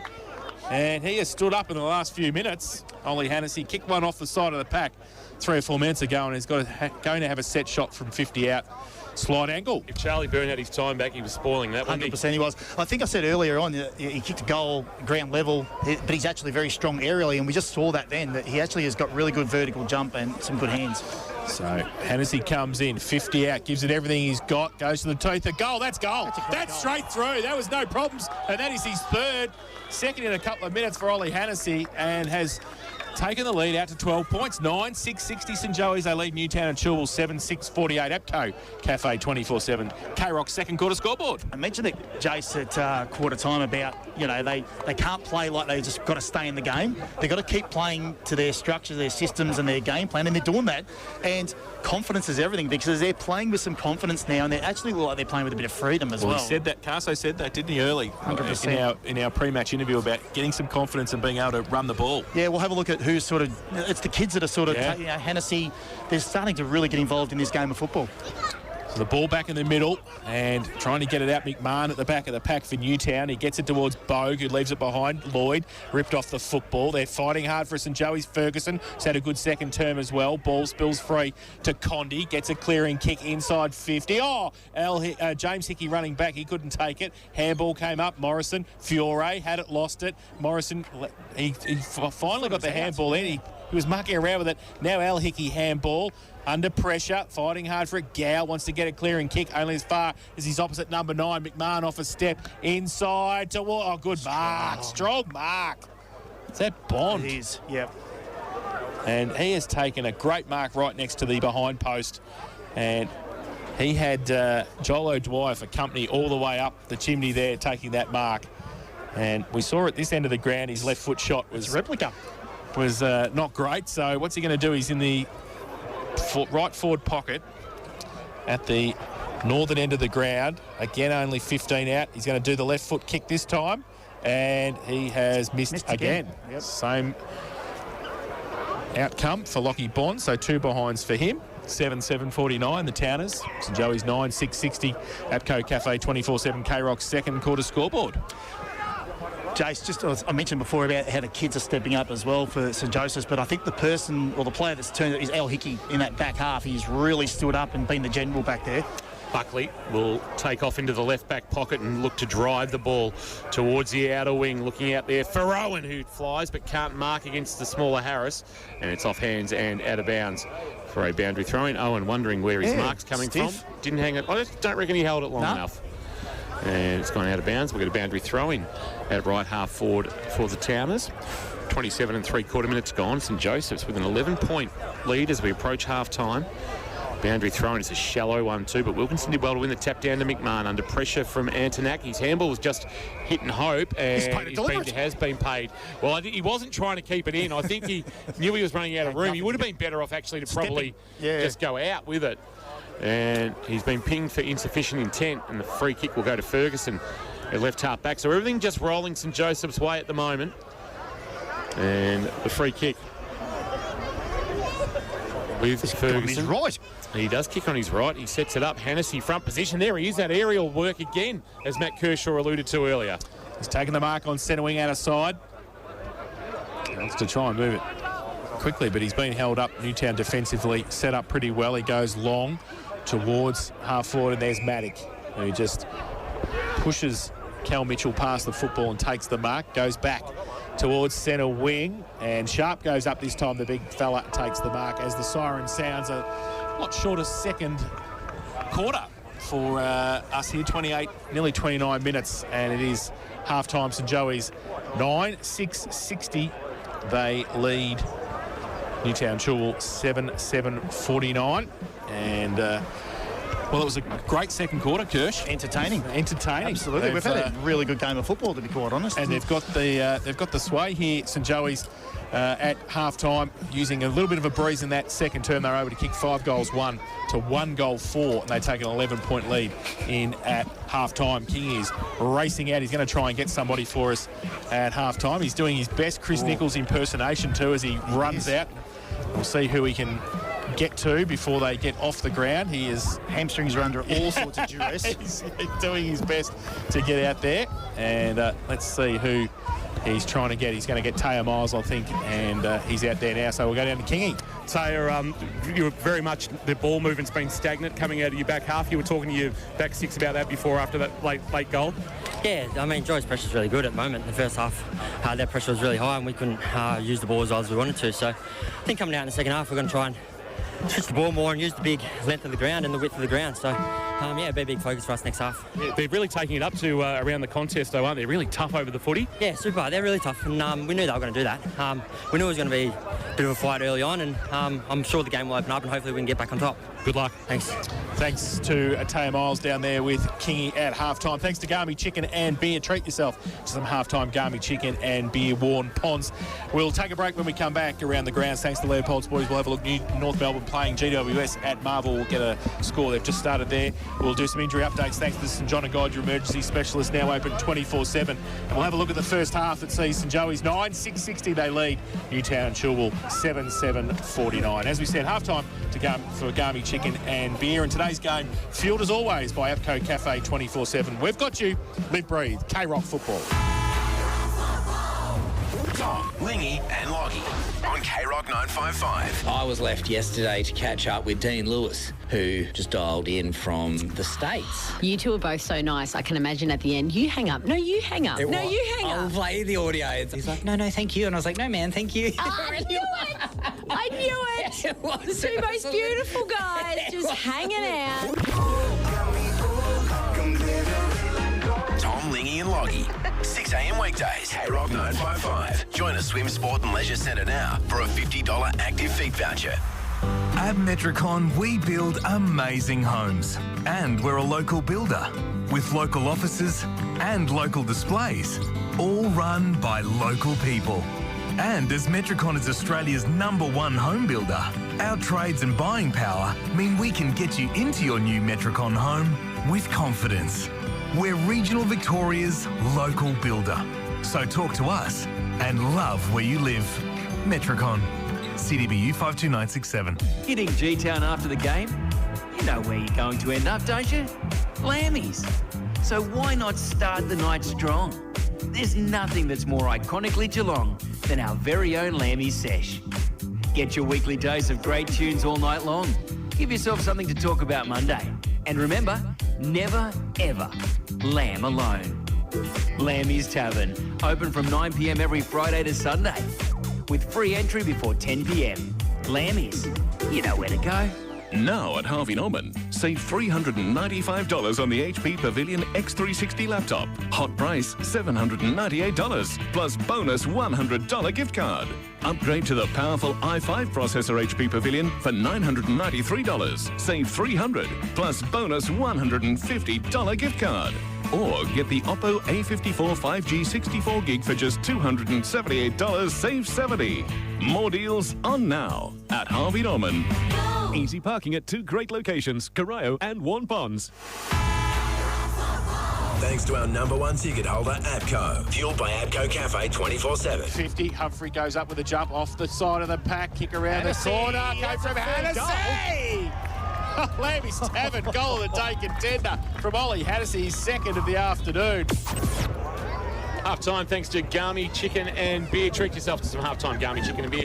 Warn Ponds, and we will be treating ourselves AFL style next weekend. Looking forward to that, but we will have another little GFL order before the season is out. Jazz and the team will look after us there, and I don't know what it was. I had the Geelong Port Adelaide or Geelong Adelaide game. Oh, you were sweating, weren't you? Oh, was there a little bit of spice on that, wasn't there? A little bit kick. Hey, Neildy was a little bit of very nice, and we have bit of kick for a bit of catering coming in here from St Joseph's too. Wow. What's going on? Sandwiches and the cakes. Spoiled. Anyway, magnificent. Pothole, you're commentating in the second half. Yeah, Lara looked after us with a nice platter yesterday. Oh, how are we going? Carol Stone and Justine Beekmans, and now we've got the lovely treats from the St Joseph's crowd. Thank you very much for that. Absolutely. Much appreciated. We were going to go around the grounds, and Giants have jumped North Melbourne for Leopold Sporties, your complete family venue, Jace. Yes, 2 straight 12 Giants. North Melbourne 1 behind at Marvel Stadium. So, quick start by the Giants. Just seen a former North Shore legend, yes, and who'd be very happy that St Mary's got beaten, because his championship team of '98, Darren Ryan, will remain that. Have a look at the other reptile out there with the Swannies. Forbesy, Luke Forbes, His Royal Highness. Have a look at him. And Sam O'Dwyer standing next to him, former Newtown star. Cast of thousands. So, good to see a lot of people tuning out to local footy. Well, the O'Dwyers, well, it is a public holiday tomorrow. Ah, yeah. Couple of cans at the footy. Drink responsibly. The O'Dwyers, of course, they are Newtown and Chilwell. Oh, that's true. This is true. He's a good footballer, Sam. Just ask him. No, just ask him. All right. We've been around the ground for Leopold Sporties. Now, injury-wise, don't think there's any real concerns for either team. Jack Menther. Yeah, Jack Menther's just with that corky. I think he'd prefer the corky to the other option, because it was very close to somewhere where you don't want to cop one. Who was it yesterday from Lara that... number 25. It was Tom Reynolds. Tom Reynolds, yes. Count him. Yes, Tom Reynolds is still at home now on the couch. Put ice on him. Oh, I don't know. As I said, you can't rub it out, the corky. Normally you rub a corky out, but it's a bit difficult. Stop it. Oh, my God, it's Sunday. Right. You're an idiot. Head-to-head for Geelong Insurance Brokers. Good work. More than 39 years in the insurance industry, many. Things are going slowly down here in the K-Rock box. Insurance brokers work with their clients to ensure they have the right cover, not just the cheapest premium. We've been looking at Bond versus O'Dwyer, Newtown versus St Joseph's, Kersh's. We get Chase to compose himself. There we go. Well, Bond's only had the 2 marks, but 2 strong marks, might I add. Had 2 opportunities to kick goals. He's kicked 2 points, and he's only had the 1 handball, whereas O'Dwyer has had 6 golden fists defensively down there. Mind you, 1 did result in a goal, front and centre to Condi, but he's got 6 goals. He's actually defending really well, O'Dwyer. At this stage, I'm going to call it a draw, because Bond hasn't hit the scoreboard, and that's what he's paid to do. And O'Dwyer's probably retarded him in a few other little areas where he's had opportunities to mark. So I'm saying it's going to be even keel at the moment, with probably O'Dwyer with his nose in front, because you'd expect Bond to be influential or have an influence or a say in this game. Mitch Day was similar yesterday, where he was not, he had a few chances obviously early, and then he obviously had a big impact in the game. So I'm anticipating Bond will pop up at some stage. You don't have to have a good game, but you can have some good moments in a game, Jason. I anticipate that Bond will bounce back and have some good moments. Have a look at that reptile. Have a look at him. Xavier Muir. Talking about blokes who are having great, real impact on the game. Xavier Muir was trying to... Jamil did. Hey, no, we're on air. It's okay. Xavier Muir was Just trying do what to you hold like. a conversation with us. It's all right. Sorry. James Gow's performance this afternoon. He's been outstanding, hasn't he? And he is sort of carrying that midfield through. Reed Adams has been important, but James Gow, head over the ball, is winning so much of the contested. St Joseph's looked good on the outside because James Gow is going to work on the inside, and he's been absolutely instrumental. We spoke about Al Hickey behind the ball and how important he is, but James Gow, he is just one out of the box, isn't he? James, Al Hickey's last 15 minutes, and I reckon when he started to, he might have just put himself behind the footy a little bit, and as a result from there, Joey's were able to attack, and in the end they finished with the last 4 goals of the quarter. They trailed by 12, they now lead by 11, and when they had that 12-point buffer when Liam Fiore goal, you just had a feeling that Newtown might sneak away from them, and they were working hard. Joey's getting no reward, but the hard work's paid off in that second half of the second quarter. Absolutely, Kingy. It's a good call by you. I thought that probably that last 15 minutes when Al Hickey he controlled things down there. He took several intercept marks, but when he's got ball in hand, you can see the tempo change a little bit. He doesn't get panicked, he doesn't get flustered, and he uses the ball very well to maintain possession to the next player. So he actually controls things, and it sets a tempo from the back half, and then they can launch once they get past the centre. So yeah, it's really controlled football, and you'd expect that from someone of his class and I guess experience. It's a great Wombat Gully Plan Farm matchup, he and Matt McMahon. It's an absolute cracker. That's what I'm looking forward to this second half. There is going to be, I can guarantee you there'll be a few scraps in the first couple of minutes because Newtown will be in there right now. They'll be a little bit dirty the way they're playing, and they'll be dirty that they're down by 11 points at half-time and probably not expecting that. So Joey's were 1 goal 4, and we thought the inaccuracy that haunted them last week, and Gary Hocking even said... thanks for keeping us in the game. To Paul Carson, as Carso alluded to pre-game. Since that stage, they've kicked 8 goals too, and they've had opportunities that have, through their work, have actually been easy and gettable opportunities. They don't find themselves deep in pockets or anything like that. You know, Cal Mitchell took that nice mark against the goal line that we think probably should have been on a tighter angle. He wasn't kicked the goal. It's by the by now. But where they're kicking their goals from is giving them better opportunities.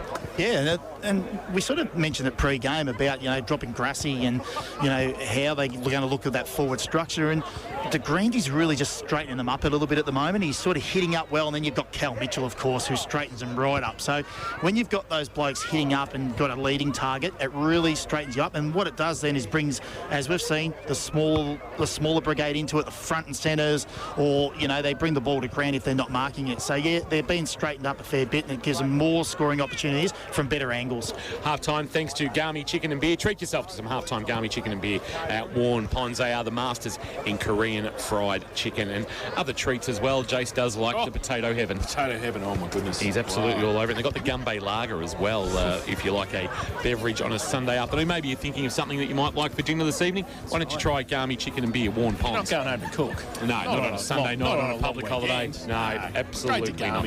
We'll take a break, come back, and on the other side, the second half of what is a very intriguing clash, and this is going to finish in the dark too. It is 25 to 4 now.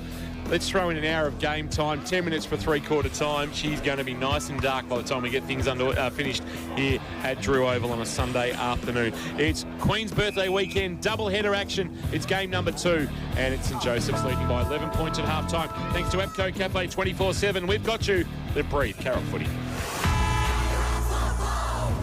Herbie and Josh. Wanting to know, what did you make him get rid of before you moved in? Yeah. Kirby and Brimley, what was it? This was a while ago, though. Okay, so I was moving in with this guy, and it was into his family's place, but he still had the single bed from when he was a kid, and he was like a decent size. I was hanging off the freaking edge of the thing, so I was like, dude, you need to at least get a double bed. A single bed, and he's asked you to move in. Bad. Did you go over for the first sleepover and he said head to toe? Herbie and Josh, weekdays from 4 p.m. only on K-Rock 955. Home solution from Metricon, a fixed price house and land specialist. At Metricon, we build amazing homes. And we're a local builder with local offices and local displays, all run by local people. And as Metricon is Australia's #1 home builder, our trades and buying power mean we can get you into your new Metricon home with confidence. We're regional Victoria's local builder. So talk to us and love where you live. Metricon, CDBU 52967. St John of God Geelong Hospital has been the leading provider of private maternity services in the Geelong and Barwon region for more than 60 years, bringing thousands of precious babies into the world. Our maternity service provides you with a unique and personalised experience, with your chosen obstetrician caring for you through pregnancy, birth and beyond. Enjoy your stay in our relaxing private rooms with access to a range of services designed especially for you and your baby. To find out more, see sjog.org.au/Geelong Maternity. Bonus gift cards on now at Harvey Norman. Sony 85-inch Bravia 4K TV, $3,795 plus bonus $250 gift card. Bonus $50 gift card on the Karcher FC7 cordless floor cleaner, only $799. The Barista Pro Espresso coffee machine, $999 plus bonus $50 gift card. Samsung 647-litre French door fridge with beverage centre, $4,199 plus bonus $220 gift card. Bonus gift cards on selected electrical products now at Harvey Norman. Easy parking at two great locations, Corio and Warn Ponds. Thanks to our #1 ticket holder, APCO. Fueled by APCO Cafe 24/7. It's Owen with the ball. This time drives it inside 50. Good mark in front. Good, great hands, Hennessy. And he has stood up in the last few minutes. Ollie Hennessy kicked one off the side of the pack. He's had a big first half. Ollie Hennessy playing just his 10th game at GFL senior level, and he's kicked 3 goals. He only had 7 career goals coming in, so 3 goals in a half of footy is good darts from the youngster from St Joseph's. His team leads 9-6-60. Newtown Chilwell 7-7-49. Garmy Chicken and Beer bringing you half-time. Treat yourself. Make sure you do. Warn Ponds, if you're thinking of something for dinner tonight, maybe worth checking out Garmy Chicken Warn Ponds. Just type it into Google. You find the website, and you may be able to order online as well. Make it a little bit more expedite the process to get some Garmy Chicken into your hands. Well worth getting involved with Garmy Chicken and Beer. We've had a look at the head-to-head for Geelong Insurance Brokers. There's been some good matchups for Wombat Gully Plant Farm as well. And there's over 1,500 different species of plants to choose from now. We're looking at a lot of matchups today. There's a lot of mouth-watering ones that we've seen this afternoon. And the Gow McMahon one's obviously one that's kept us very entertained.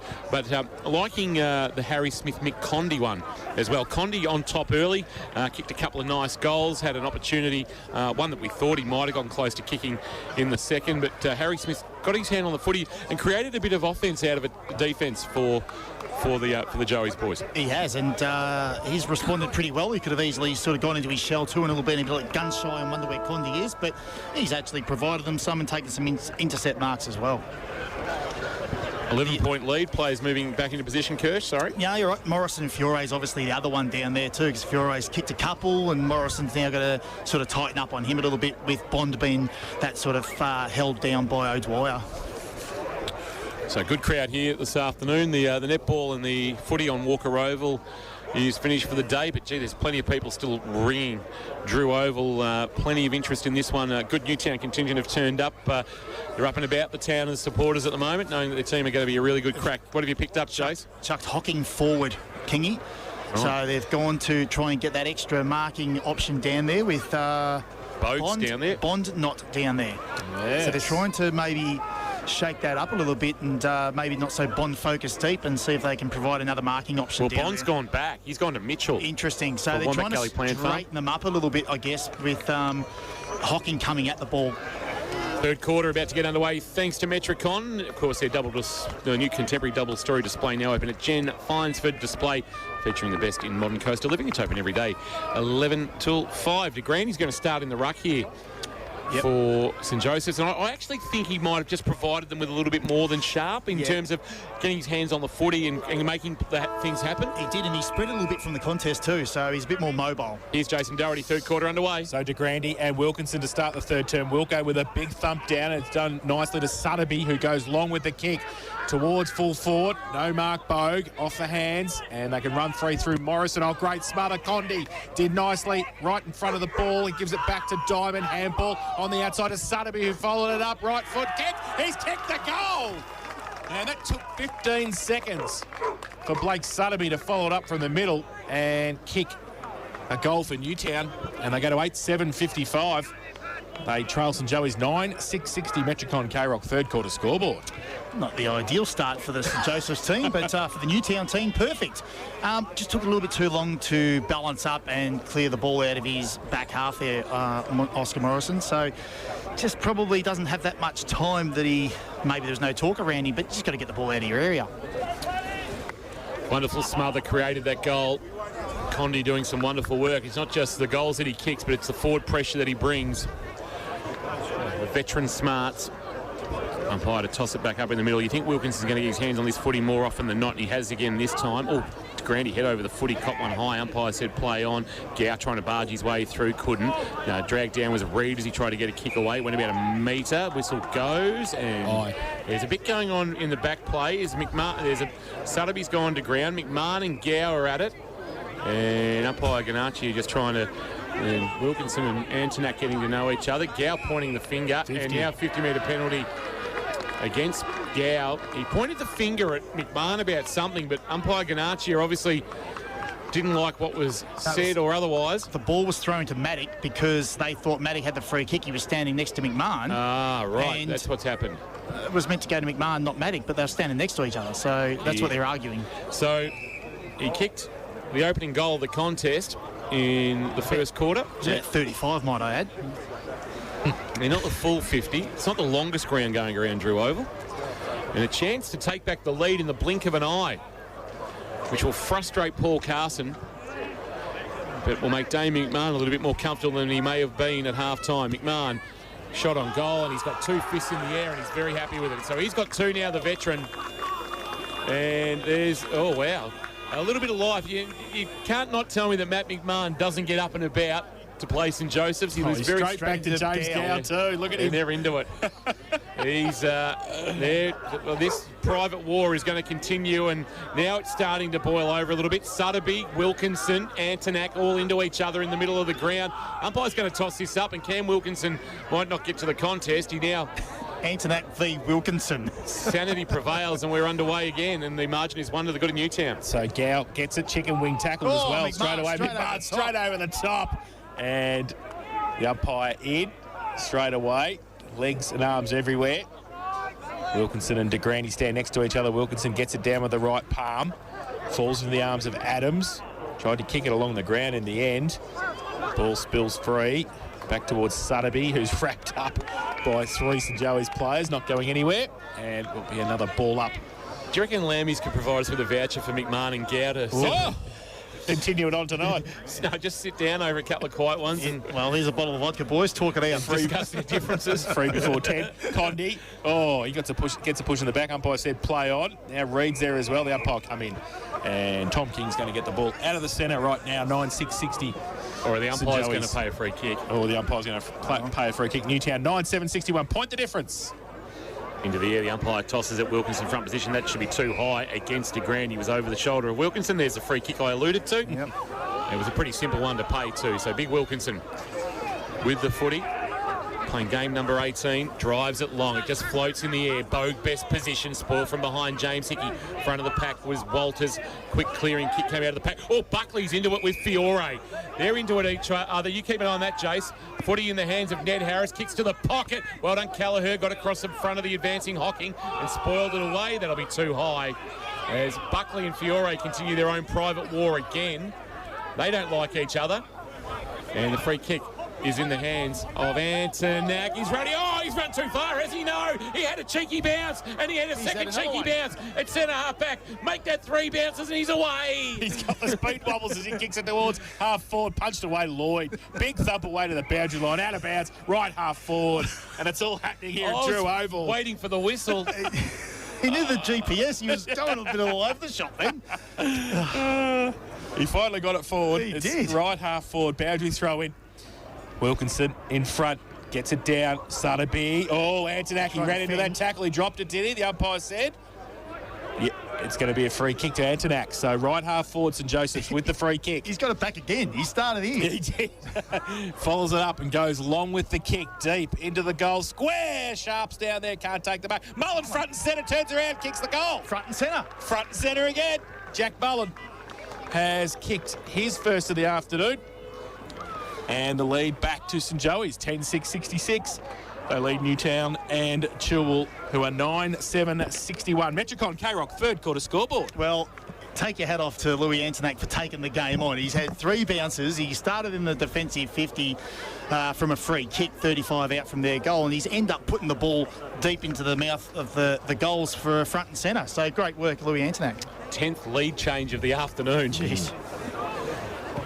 And if we're going to get this for the rest of the afternoon, well, strap yourselves in wherever you're listening through KROC 955, krock.com.au and the AFL Barwon Facebook live stream.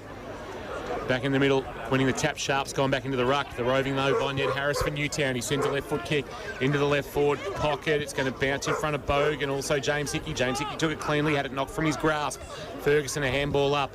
Here's O'Dwyer clearing for St Joseph's towards the outer wing. The ball will sit for Mullen to soccer off the ground. Brought another 15 metres for his team. But well done. And clearing from Bond, playing a defensive role. The kick not great though. Sharp had a fit of the fumbles in opportune time, but then went back and got it. Handball missed its target. Was intended for Ferguson. He just goes with a little soccer along the ground to his own advantage. Tried to get a handball up to Gow. It's now out of bounds as we run out of room and we get a boundary throwing left half forward for Newtown. Joey's by 5 as we approach 7 minutes gone in this third quarter of K-Rock football. Thanks to Metricon. At Metricon, you can build with confidence.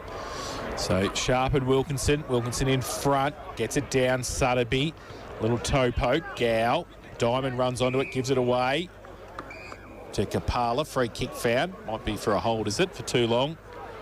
After the tackle, Diamond will take the free kick just inside the centre square at half forward. Plays on quickly. Drives it inside 50 with the kick. Good kick too, and Hocking comes out. And as Kirsch was saying at half-time, the lead up, there was a lot of space in front of him there. Not much Morrison could do, and Braden Hocking is going to have a set shot for goal. 25 outside angle. Yeah, and look, the move seems to have worked early because he's leading up at the ball carrier and Bond wasn't doing that. He's trying to get those ones at the back. So this to reclaim the lead again for Newtown. He comes in southern end of the ground, right foot kick, and has got it through. Made the goal umpire work a little bit there, but his first of the afternoon. And the 10th for Newtown, 10-7-67. They lead St Joey's 10-6-66. Metricon K-Rock, third quarter scoreboard. There's been a few scores from free kicks today, and that was another one there that stemmed from a free kick in the centre square, but quick movement. And as we said, Hocking leading them up, straightens them up a little bit, and it gives them an opportunity to kick within that zone, the easy goal kicking zone. 11 lead changes now this afternoon, and I suspect that won't be the end of them.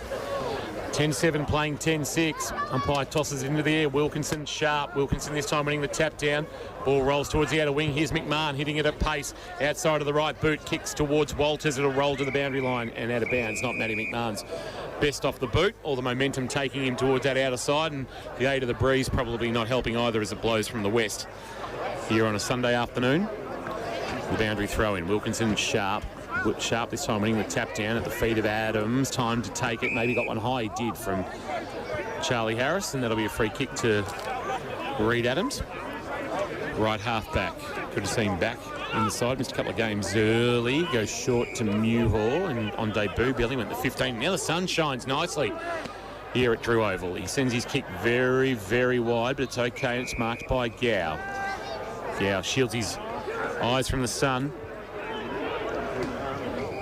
Now given the hurry up by the umpire, he just chips a kick over the top, and it's a lazy kick too because it doesn't get to its intended target in Mullen. It's off his shins and out of bounds for a boundary throw-in. Slightly forward of the wing favouring St Joseph's. They trail by a point. It's Newtown 67, St Joseph's 66, third quarter thanks to Metricon. The new reverse living display home now open at 4 Appleby Street, Curlewis. So in front, Sharp. Wilkinson worked his way to the front in the end. Ball spills free. Ned Harris on the ground. He couldn't pick it up though. Sutterby leaves it for Kapala. Handball over the top to Ned Harris. Close to the boundary line as he kept the footing in. Buckley comes the other way. He's ripped off the football. Gives it back to Mewhall. Chain of hands. A little bit of candy from Harry Smith. Gets it up long, but Kapala chops it off. Takes the mark at half-back. Wants to switch the play back inboard. Mung kick though. Turned it over. Mewhall has got it. He wants to switch the play with that long left foot. Goes to the opposite side centre wing. Tough kick. Who's going to be there first? It looks like it's Newtown. They get through Dunn. Picks it up and goes long. Looking for Fiore over the back. Got the sit and to take the mark and does so. Did it pretty easily too, and then lowered the eyes to the leading Bogue. with a well-weighted kick onto his chest. Bogue beckoning somebody to come towards him, puts it into the pocket for Hocking. Too much on it. Good spoil from behind O'Dwyer. Humphrey comes to help him out. That's Angus, and he just knocks it out of bounds, and we'll get a boundary throw in the right forward pocket. There was no real intent to keep it in, but I couldn't see umpire Ganachia not paying that. Hocking maybe just a word to say, did I get an arm chop? Umpire Ganachia says, I didn't see anything wrong with the spoiling attempt, and we'll get a boundary throw in. Autumn Street into the ground. Boundary throw in, tap down Wilkinson, ball to the arms of Fiore, got a handball release. There's Walters outside of the right boot that goes across the face of goal. O'Dwyer can't keep it alive for St Joseph's. And in the left forward pocket, we'll get a boundary throw in, but you just get that sense of a stoppage goal, or somebody hitting it at pace, Kirsch. A little front and centre somewhere. Bit going on between Fiore and Ferguson off the footy. This has got the potential to boil over at some stage. Oh, absolutely it has. Left forward pocket, boundary throw in. It's going to clear both rucks and fall for Mewhaw, who's been taken high and got the resultant free kick. Geez, he's had an impact. I don't mind the look of him. Yeah, he's good. Oh! Hocking over the top, turned it over Reid. Oh, he's pushed off the football by Jack Buckley. There was a... Oh, Kingy, you nearly mozzed him. Jordan Mewhaw kicked it across the face of goal, right into the arms nearly of Braden Hocking, but they put it through for a rush behind, and Jack Buckley's going to play on from full back. Sends it long, wanting to Grandy. Good spoil. Miles, front of the pack. Joey's with numbers. Mentha nearly overran the footy. Finally picked it up. Little shimmy on Harris. Did okay, and then kicked on his left, a Mung floater that'll roll towards the boundary line. Well played by Aussie Humphrey to knock it out of bounds. He's actually got a free kick. He was taken high by Maddock at right half forward. Just forward of the wing, shields his eyes from the sun as well. He sets it up towards the right forward pocket. Mitchell, Owen, neither mark. Gow hit it at pace, tight in the pocket, dribbling, rolling, and across the face of goal it goes and out of bounds. And that's actually not a bad result. If it wasn't going to be a goal, they get a stoppage in front of the Alan Russell Pavilion. They are 6-7 deep in front of the Alan Russell Pavilion this afternoon. Big crowd coming out for this 50th anniversary day, and we've got a boundary throw-in with Joey's trailing by 2. So boundary throw-in now. Falls to the side of the pack. Bogue tracks it towards the boundary line. Handball it back into Sotheby. His handball to Diamond. On the outboard to Reid. Off a step towards centre wing. Oh, name written on it there. Must have been touched off the boot. Handball came back from O'Dwyer to Mewhaw. Back to Sharp, the big fella. Wrapped up by Hocking straight away. Not going anywhere. And we'll have a ball up centre wing. Just a few little handball areas there from the young kids. So ball up. Wilkinson goes up, gets a big slam down towards the side of the pack. Bogue goes towards centre wing, handball over the top to nobody in particular. St Joey's with the numbers. If they can pick the footy up, they can't. Hocking got the handball on the outside. They drive it long towards Fiore. Oh, it falls through everybody. Tracking it back now, Dunn and Buckley close to the boundary line. Dunn, Buckley worked him towards the boundary line and the ball as well in the right forward pocket for Newtown, and we will have a boundary throw in. 10-8-68, the Towners. Joey's 10-6-66, and we've played 13.5 third term. And that's the Port Phillip Ferries time clock. There's no better way to travel.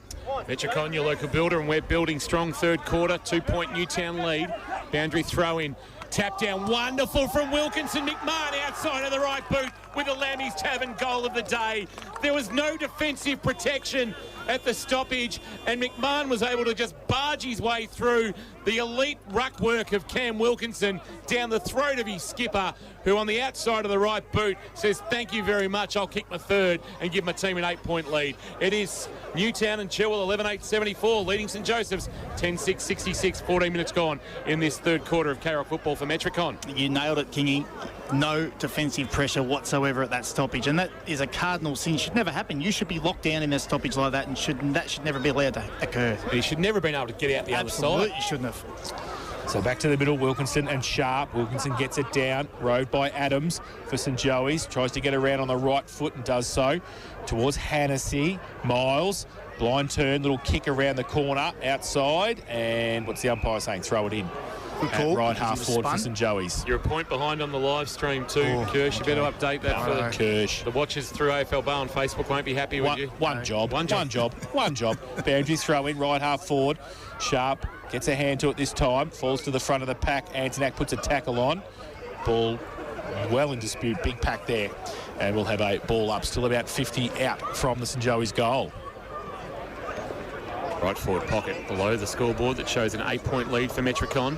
big fish by Wilkinson. That went 25, 30 metres back towards the boundary line at left half back. But first there was McComb, who under pressure lost the footy all a little bit too easily. Quick kick inboard was poor. And it might have been Sutterby, and he hit Alec Hickey, his former Ammo's clubmate, lace out. Now here's Gow coming the other way, driving ball into the pocket. It's a 2-on-1, asking a lot there of Mitchell to fly and mark, and it's off hands and out of bounds in the left forward pocket for a boundary throw. It wasn't a great kick from Gow coming in. He probably should have kept running and had a shot, to be honest. He had Mullen to his left as well, streaming down the wing. So boundary throw in left forward pocket. Joey's in attack, cemetery end, tap down Wilkinson. Through hands goes the footy, and diving on it is Bogue. He reeled it in. He's got to be careful when you do that. But he actually then took his hands off the footy, and the Joey's player dived on it. And the umpire says, we're not going anywhere, and we'll get a ball up. 16 minutes gone, third quarter. Port Phillip Ferry's time clock. Newtown 74, St Joseph 66. Wilkinson gets it down. Antonak wrapped up straight away, not going anywhere. The umpire will come in and ball it up right in the left forward pocket next to the behind post, northern end of the ground. So big pack around this play as well as... Antonak gets pushed off the football, but trying to give it back to the umpire. Wilkinson got it down. Kick from mid-air. Turn around, Gow! James Gow has kicked it from nearly mid-air. They're calling for touch, but the goal umpire's having none of that. James Gow has put his second on the board this afternoon. Freakish goal from the left forward pocket. Lammy's Tavern goal of the day contender from the midfielder. And again, St Joey's close the gap with Newtown after that.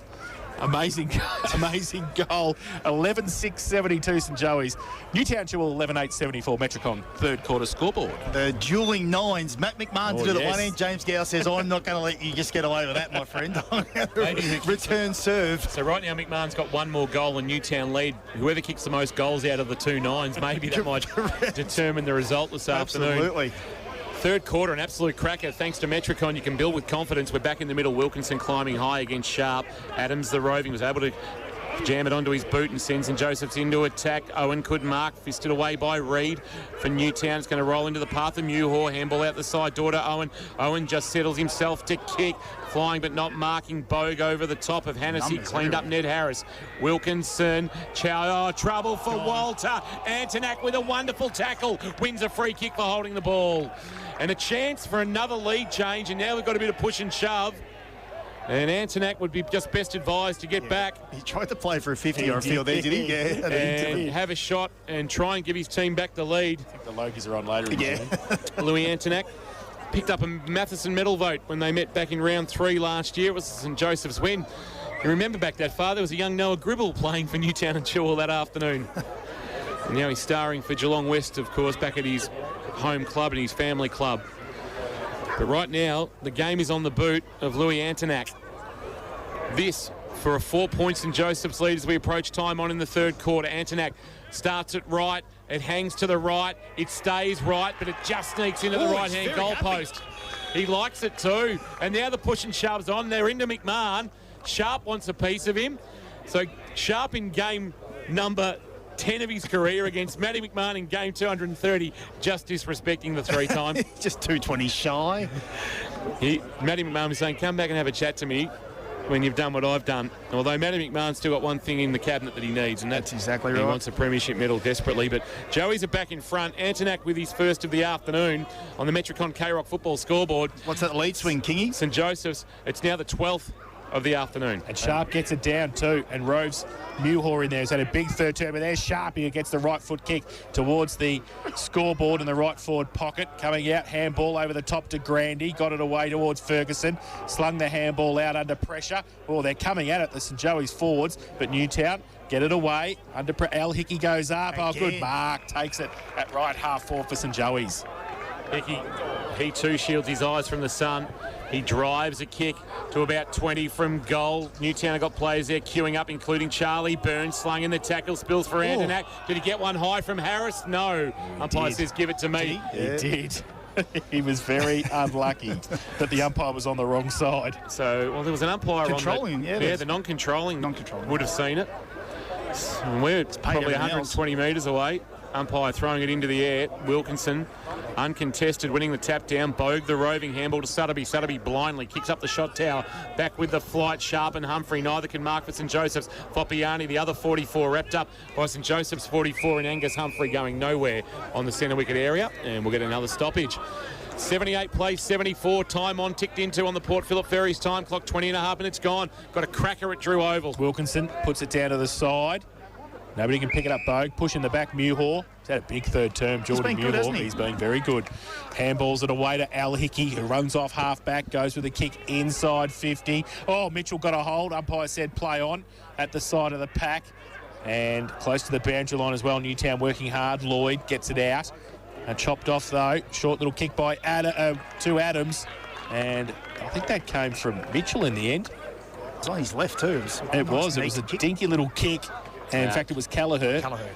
And he's got it to Reed Adams, who will have a set shot from a little bit further out than Antonak had in the last couple of minutes, but a chance for his first of the afternoon.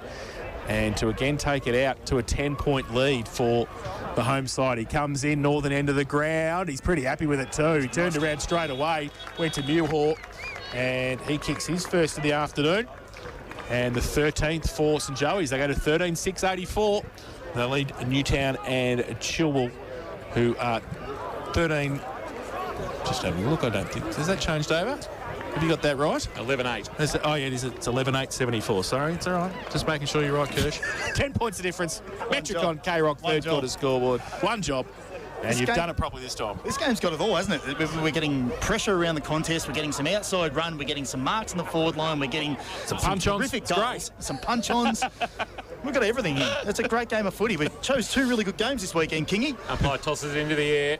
We had no option today. That's a good point. Wilkinson palmed it out towards the wing, but Ferguson cleaned up for St Joseph's. A handball under pressure that Reed Adams couldn't take on the half volley. Tracking it is Wilkinson and Bogue. Wilkinson gave it to Bogue very quickly. He gave it to Matt McMahon. McMahon will drive a kick towards the target of Dunn. Good spoil from behind Angus Humphrey, but Kapala cleaned up nicely at the front. Kick around the corner that Fiore will track. Tracking him is Morrison towards the boundary line. Fiore trying to push him off it. Was able to dive on the ball, scoops it up, and I reckon that's out on the full. No, it's the boundary umpire signalling leg by. Yep. Leg by. And a single. And just a single down a fine leg, and we'll get a boundary throw in. So there was appeals for the out of bounds on the full, but the boundary umpire on the spot. Chase Doherty happy with the call. Boundary throwing, fist by Wilkinson to get all of it, and it landed with Callagher, who jammed it on the boot. Back with the flight, it was touched, so meant they had to play spoiler. Taken by Mullen, his handball though turned over. Sutterby, a high kick towards 50. Sharp underneath it, got a hand on it. He palmed it down. It's okay, because it's worked out all right for Buckley inside defensive 50. Drives it for St Joseph's to centre half forward. Maddock had it spoiled away. It rolls into the middle, and there's got to be a free kick there, surely for too high. And I think it might come back to Blake Reed. He got one over the shoulder.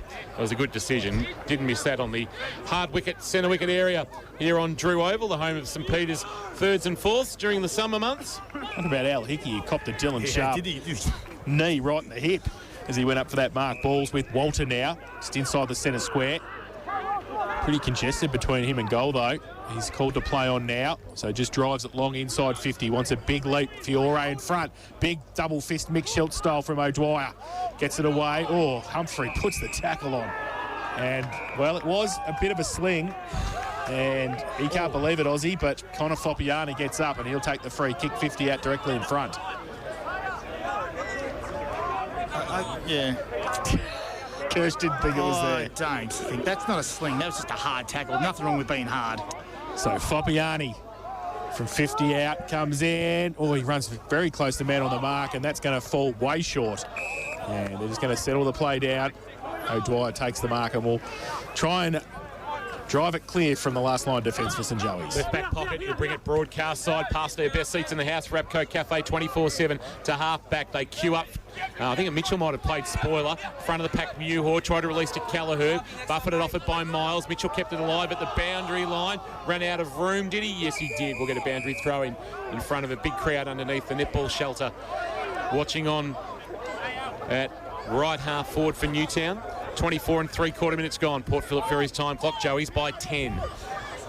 Ball back into play. Foppiani doing the ruck work, and it's going to be a free kick for a hold going against Foppiani, and that's probably one of the disadvantages of the smaller ruck going against the more experienced ruck, even though Sharp and Foppiani played similar amount of GFL games.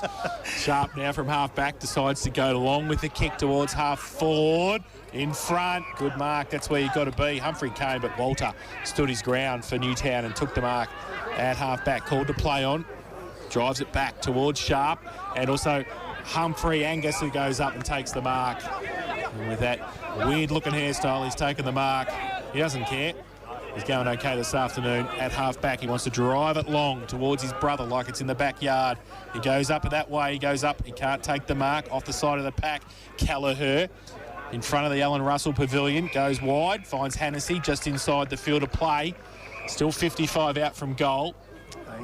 Do a lot of goal kicking from here. That's the closest to the rooms, Jace. So run in after you've kicked a goal. Absolutely. Well, we'll probably know if he's going to kick it because he's got a big crowd behind him. He's kicked 3 this afternoon. He'll lift the roof of the Alan Russell Pavilion, where Nico's probably on the floor right now. He goes right foot kick. He's kicked. He has kicked the Lambie's 7th goal of the day. Ollie Hennessy has kicked his 4th, and a 16-point lead for the home side. 14-6-90. They lead Newtown 11-8-74. Metricon, K-Rock, 3rd quarter scoreboard. Oh, gee. Oh, gee. Let's just take a breath for a minute. This game's got everything. If somebody had said Ollie Hennessy was going to be your goal-kicking hero up front this afternoon, you would have been surprised, Kirsch? I would have been, but in saying that too, I've always seen a bit of potential in him as well, because he's got that little bit of X factor. He really does, and like I mentioned earlier in the call, in the air, on ground, he's got a little bit of something. So yes, surprised, but it's good to see him actually displaying it. Lloyd looks like he's gone forward of the footy here for Newtown. Yeah, they've swung a few changes, haven't they, Neil? They're under a bit of pressure. Wilkinson has rucked manfully all afternoon. He's got DeGrandy for company this time back in the middle, and Wilkinson will win the tap again. Gow hit it at pace, went off to go off the ground. There was a swinging boot that went through McMahon. Umpire said play on. Here's Mullen. Right foot kick for St Joseph towards right half forward. Spoil away from Humphrey was good. It was knocked out of bounds. And that was Bond, I think, doing the defensive work, and we'll get a boundary throw-in right half forward for St Joey's in front of the old Scout Hall. Joey's 90, Newtown 74, 27.5 minutes gone, 3rd quarter. Set for a grandstand finish wherever you're listening through KROC 955, kroc.com.au, or the AFL Bar on Facebook live stream. Sotheby's tackle was good on DeGrandy, forced to spillage. Here's Harris clearing. That's Ned to the wing, wanting Walters. Spoiled away from him. Well done by Mullen. Handball on the up was good to Smith. Smith confronted by Sotheby, but not before a handball back into the path of Adams. Adams on the up to Buckley, who's been good this afternoon. Kicks into the right forward pocket. Got up but couldn't hang on to Hamlin Hanger contender. And then Byrne kicked into the oncoming shins of Gow. Gow socketed off the ground into the right forward pocket, and it's out of bounds for a boundary throw-in. But the smallest man on the ground got highest, and he just couldn't hang on to it. Jack Menther and pulling our Hamlin Hanger. It hasn't been a great afternoon for marking, but gee, we've had a couple of good attempts, and that wasn't bad from Jackie Menther. Boundary throw in. Humphrey up against Wilkinson in the right forward pocket. Humphrey holds the ball off. Now Bond tries to break free. Handball over the top to Kapala. He gets it away, and they get over the top to Sotheby by hand, or back to Kapala. Ripped off the football. Defensive pressure forward again by St Joey's. And Hennessy has got the free kick. 60 from goal. Right half forward. Wants to drive it long to the top of the square. He puts it there now. Humphrey from behind. Can't take it there. Bond in front on hands and knees. Falls back towards Humphrey. Pack develops. And the umpire will have to come in and ball it up. 10 out from goal. Some good defensive work from Hennessy then too. Not just kicking the goals, but doing some chasing and tackling. Joey's by 16. This would really put a dagger through the heart of Newtown. Heading into 3-quarter time, Wilkinson won the tap down. Here's Humphrey, who rucked against him. Angus trying to take it, Aussie rather trying to take it away. Couldn't. Kapala was clean. Now the clearing kick comes from Charlie Byrne. It's a high ball. And sitting under it, he did well to DeGrandy. Fiore was bearing down with him. And DeGrandy just held his ground, took the mark, and he's now called to play on. He goes with a long ball. It will be marked in the square, is it? Yes, it is. McComb has taken an absolute cracker, a Hamlin Hanger contender, and it'll be brought back to the middle, and this will be for a 22-point St Joseph's lead. Remember, they trailed by 8 at the 14-minute mark when Matt McMahon goaled, and we just thought the momentum was with the Towners. But this will be for 5 consecutive Joey's goals, and McComb has kicked it. So McComb with his first of the afternoon. He's averaging a goal a game since his debut. He's got 5 from 5 now. And St Joey's have skipped away. They And now 14-12-96, Newtown and Chilwell 11-8-74 as we approach 30 minutes gone in this third quarter of K-Rock football. Matt Kershaw in the experts chair this afternoon. Kingy, they're just winning in those little areas around the ball, particularly the contested ball, their chase pressure, their tackle pressure, their perceived pressure now. They're actually turning Newtown over quite often because of their pressure. So that's what's not only kept them in the game, but now they're getting on top of that with that advantage. So back to the middle, Wilkinson and De Grande. Wilkinson gets it down. Oh, Gow gets pushed over by De Grande. And he's chased for the football. Ball comes from Ned Harris out towards Sotheby. Free kick from behind the ball. And it's coming back to Newtown. Didn't need to again. No, Ned Harris, free kick. Need a goal. Goes long towards a leader. Bogan comes out. Big thump away front and centre. Was okay. The handball off Lloyd wrapped up straight away. The umpire says, give it to me. I thought he had a prior or an option. 31 played. Third term. Port Phillip Ferry's time clock. There's no better way to travel. Here's Tom King on K-Rock football. Need one, the Towners here. 31 minutes gone. Umpire tosses it up. Well, Wilkinson won the tap at Buckley. He's been very good. Just tumbles a punt towards the outer wing. Spoiled by Bond was good for Newtown. Front of the pack, Bow gave it up by hand. Walter outside of the right boot. Just didn't get enough purchase on the kick. And Gow, who's been outstanding, must be in contention for the Leopold Sporties $100 voucher as that's three-quarter time. And St Joey's, after leading by 11 at half-time, saw their margin eaten into and then overtaken, and they led by 8 Newtown and Chilwell. But Joey's have kicked 5 consecutive goals since the 17-minute mark of this third quarter to lead by 22 points that third quarter thanks to Metricon. And Metricon, you can build with confidence. And Joseph's 15-6-96, Newtown and Chilwell 11-8-74. Big final quarter coming up on K-Rock football. Thanks to Abco Cafe 24/7. We've got you. Loop Breathe, K-Rock footy. K-Rock is home of the hits. From the 80s hits you loved then to the hits you're loving today. I'm begging you. K-Rock. Put your loving hand out, baby.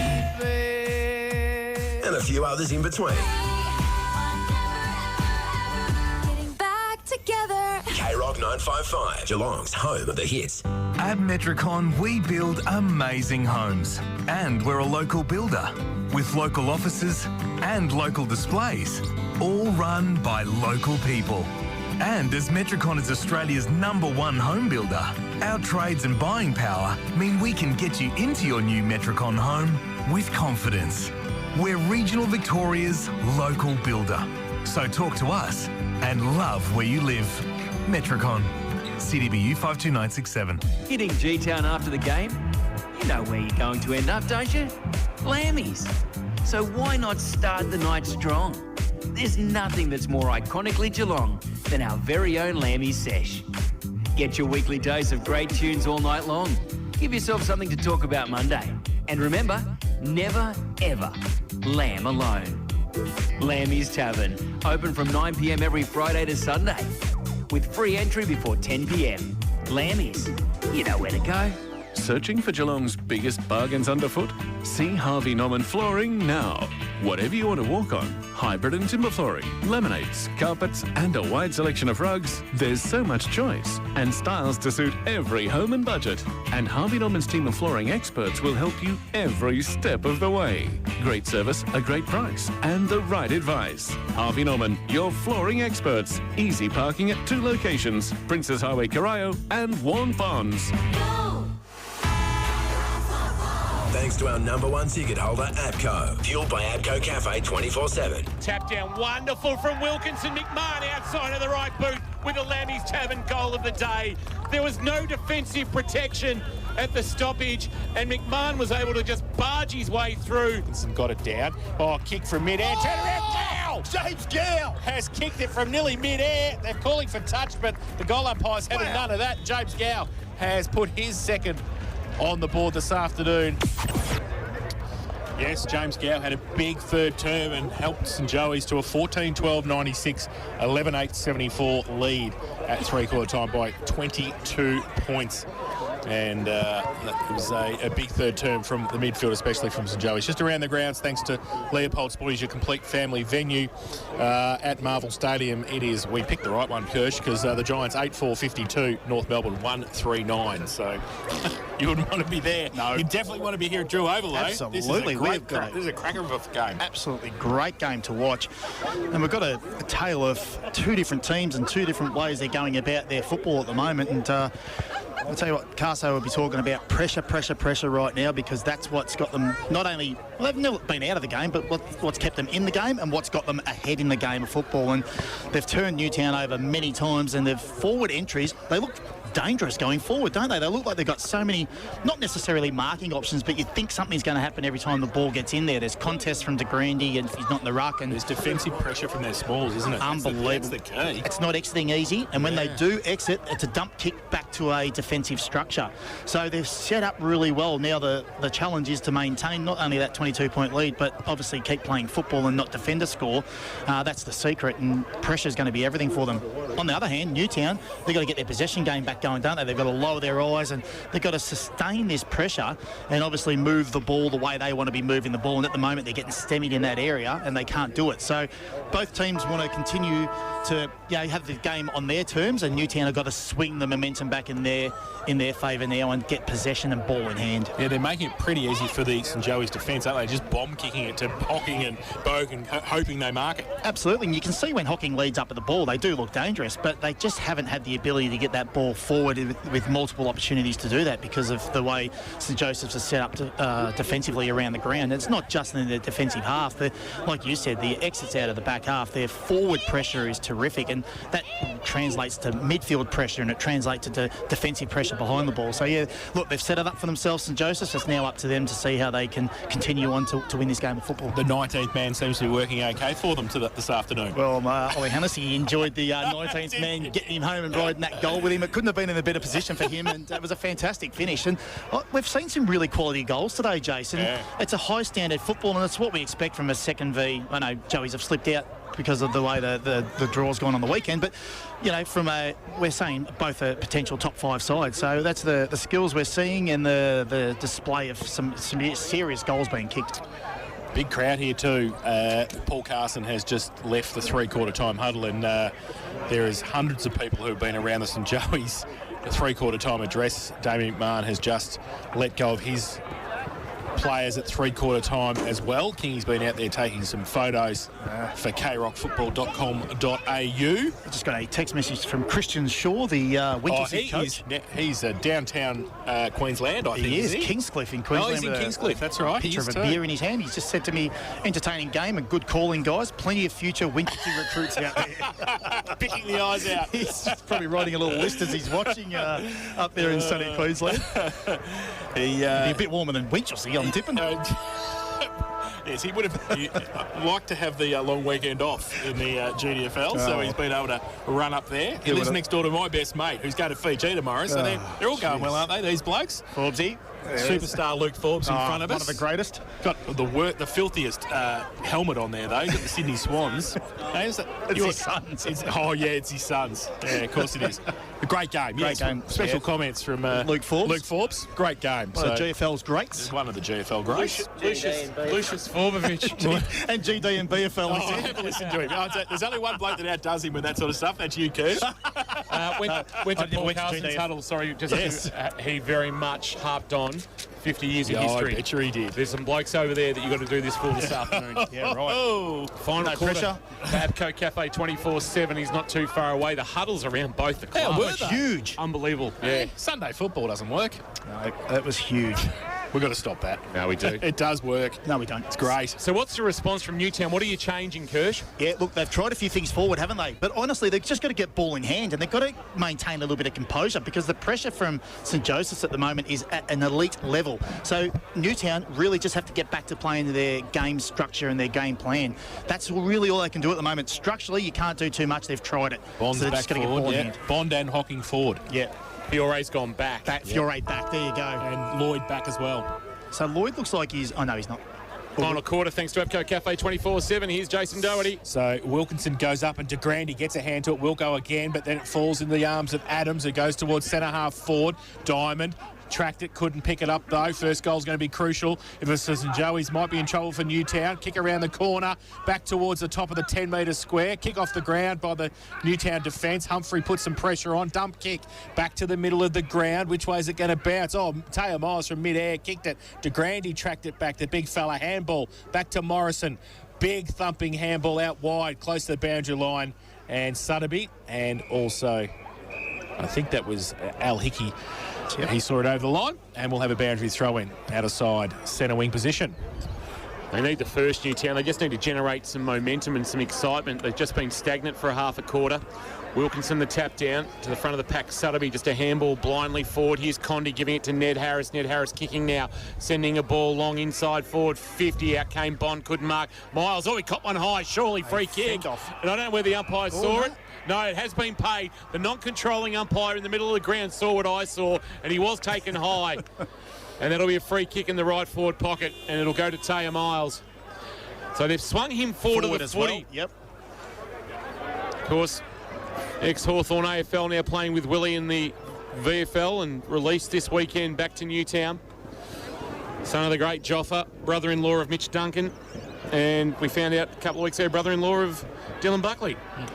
Right forward pocket, Taya Miles, classy finish. They're back to within 16. They just needed a break and they got one there.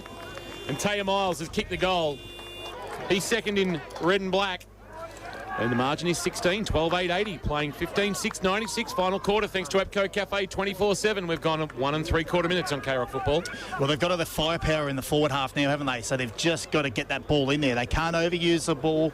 They've just got to get in there like they did then. And that was a bit of surge footy then, so there's nothing wrong with that to get the ball in your forward half. And a bit of chaos ball doesn't hurt. So back to the middle, good start from the Towners, start of the final term. DeGrande and Wilkinson both get a fist to it. Wilkinson with another backhander. They go through Ned Harris, goes towards half forward with the kick. Buckley might sit for him if he gets back there. He does, tries to shuffle the handball over the top. And it goes towards the boundary line, tapped on, goes over the top. Mentha, handball, Ned Harris back in. Kapala got a handball, but only as far as Buckley again. Clearing kick, high up the shot tower towards centre wing. DeGrande runs back with it. Now through the middle, Lloyd, long kick to half forward. Holds up in the breeze, goes to the side of the pack. Foot race now. Who's going to get there first? Condi comes across, puts the tackle on. Ball, Gow tracks it, needs some support. Oh, good tackle. And a kick off the ground from the middle. But it's going to come back with interest, though. Zach Walter gets the kick wide towards McMahon. McMahon's handball wide to Diamond. Gow dumped McMahon after he got rid of it. Umpire didn't see anything untoward with it. Diamond with the right foot kick into the pocket, but Buckley coming up has got a cross in front of Miles and taking the mark for St Joseph's. Rocking the long sleeves that look very funky in the Heritage Strip this afternoon. The black sort of upper arm and then the hoops of red and gold around the forearms. He kicks very wide. It's off the hands of the pack. Rolls to the back. Wilkinson, the unlikely rover, a fumble, then time to recover. Handball off Maddock, who gave a 1-2 with Walter. No, he gave it to Sutterby Walter. And then to Diamond and now to Walter. Walter's leading them a merry dance and then sends a long kick inside forward. 50 needs a marking target. Al Hickey flew but couldn't mark. Buckley there again. He's been very good this afternoon, Buckley, but he's had it stripped from his grasp. Palm forward to Miles. Miles' a snap across the face of goal. It'll roll and out of play for a boundary throw. And like St Joseph's in the third quarter, the miss is not the worst result for Newtown as it gets a stoppage in the left forward pocket. We've gone nearly 4 minutes final term at St Joey's by 16 in a cracker on K-Rock football on a Sunday afternoon. So deep into attack for Newtown. Boundary throw in. Hocking up against DeGrande. DeGrande gets it down. Hocking does some roving work. McMahon tries to pick it up as well. Through the middle, Walters comes to the back. Oh, gee, that was nearly holding the ball as well. Against James Hickey. Tackle from Charlie Harris onto Harry Smith. And central umpire with a bit of work to do in the forward pocket. Umpire Ganachia with it. So Hocking ruck work against DeGrande again. Close to the boundary line. DeGrande taps it behind him. Pack developing again. And the umpire with a bit more work to do in the left forward pocket. St Joey's 15-6-96. They lead Newtown 12-8-80. And we have played 5 minutes. Final term, Port Phillip Ferry's time clock. There's no better way to travel. Ball into the air again. Left forward pocket for the Towners. Hocking doing the ruck work. Couldn't win the tap. Ball's on the deck, about 15 from goal, and there's appeals for holding the ball, and it's paid. And at the bottom of that pack is Sutterby, who has been deemed to have dragged it in, and Antonak will take the resultant free kick. Miles, be careful not to give away 50 here. In fact, it's Buckley. Buckley might himself be in contention for that Leopold He's Sport. been good, hasn't he? $100 voucher for player of the day. Right back pocket, he trots off and he kicks it past the Alan Russell Pavilion. A high ball that sits up for Mitchell to fly, but couldn't complete the mark for St Joseph's. As the ball hits the deck, a tackle is laid. And they're going nowhere. Over the top was Kapala, a bit of push and shove. Lloyd and Mitchell getting to know each other. Umpire tosses it into the air. Wilkinson doing the ruck work, winning the palm down. And hitting it at pace is Sutterby, who's been very good this afternoon. Pulls a kick to about 20 from goal. No mark taken there by Hocking. Well done, Ferguson. Handball release. James Hickey, right back pocket. Joey's looked to clear. And they go towards centre wing. It's a 2-on-1, 3-on-1. Fiore gets up. Now the ball spills free towards McMahon. Wrapped up by a couple of St Joey's players. And I think there's a Newtown player down. I think it's Sutterby, who's just taking a while to get up. Got crunched in that marking contest. Wilkinson gets it down, roved by Antonak. Tried to get the kick away. Gow just rides the bump. Handball inboard. Was okay to Muhor. Gets on that left foot. Up towards Humphrey. Going to have Maddock against him. He goes up. Can't take the mark. Front and centre was okay. Owen can't take it. Mullins there as well. Owen just needs to wrap it up and hold it in. He does. It's forward 50 for St Joey's. Right in front of the best seats in the house thanks to APCO Cafe 24/7. We're going to have a ball up. Jason, they were going 100% time in forward half there for the first 6 minutes as their first forward foray.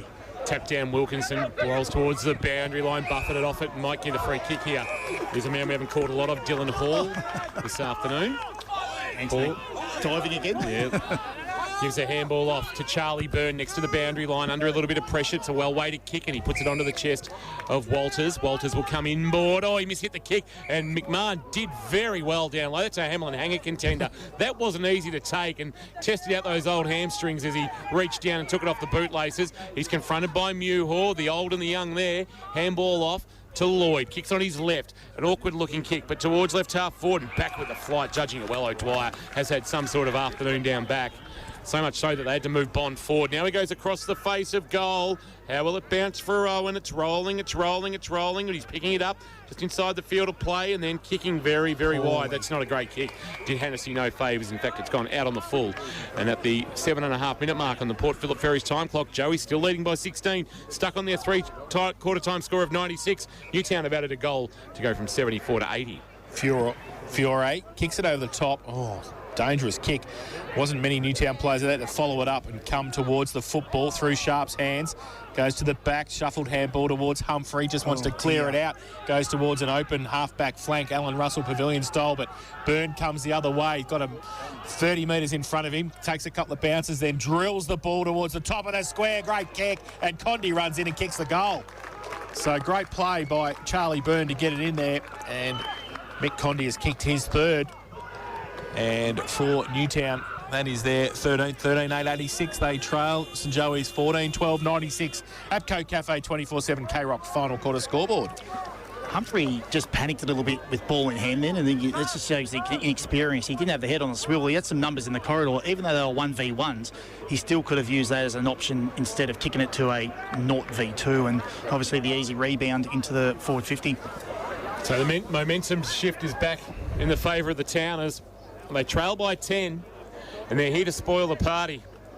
Back in the middle, Wilkinson uncontested, basically, and he's got it forward 20 metres. It rolls towards Al Hickey, though. He's wrapped up by Condi. He's going nowhere. Umpire will be saying, give it to me. We'll ball it up near 50.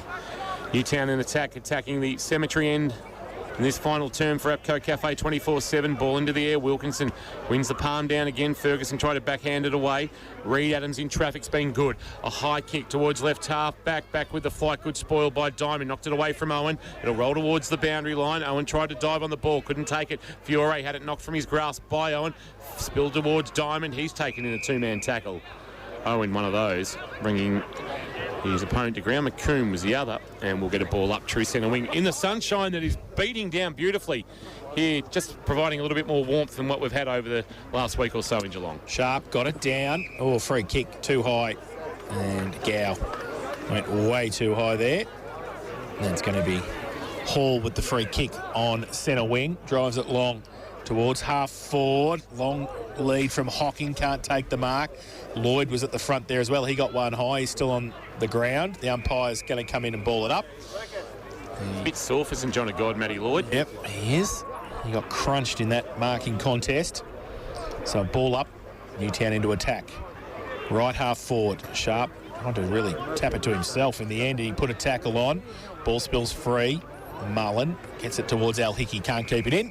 Front of the Scout Hall, right half forward, we're going to have another boundary throw in. 13-8-86 Newtown, they're coming. St Joey's 15-6-96. 10.5 played final term, Port Phillip Ferry's time clock. Joey's can't go into their shell if they want to win this, Kirsch. No, they can't, and they've just got to keep this. I feel that that's what they're doing. They've just got to keep attacking. Wilkinson won the tap down. Chance now might be Harris over the footy. He was able to get it out the side door to Walter. Walter from a very tight angle pulls the kick to the right forward pocket, flying but not marking Bond and seeing it through for a rush behind.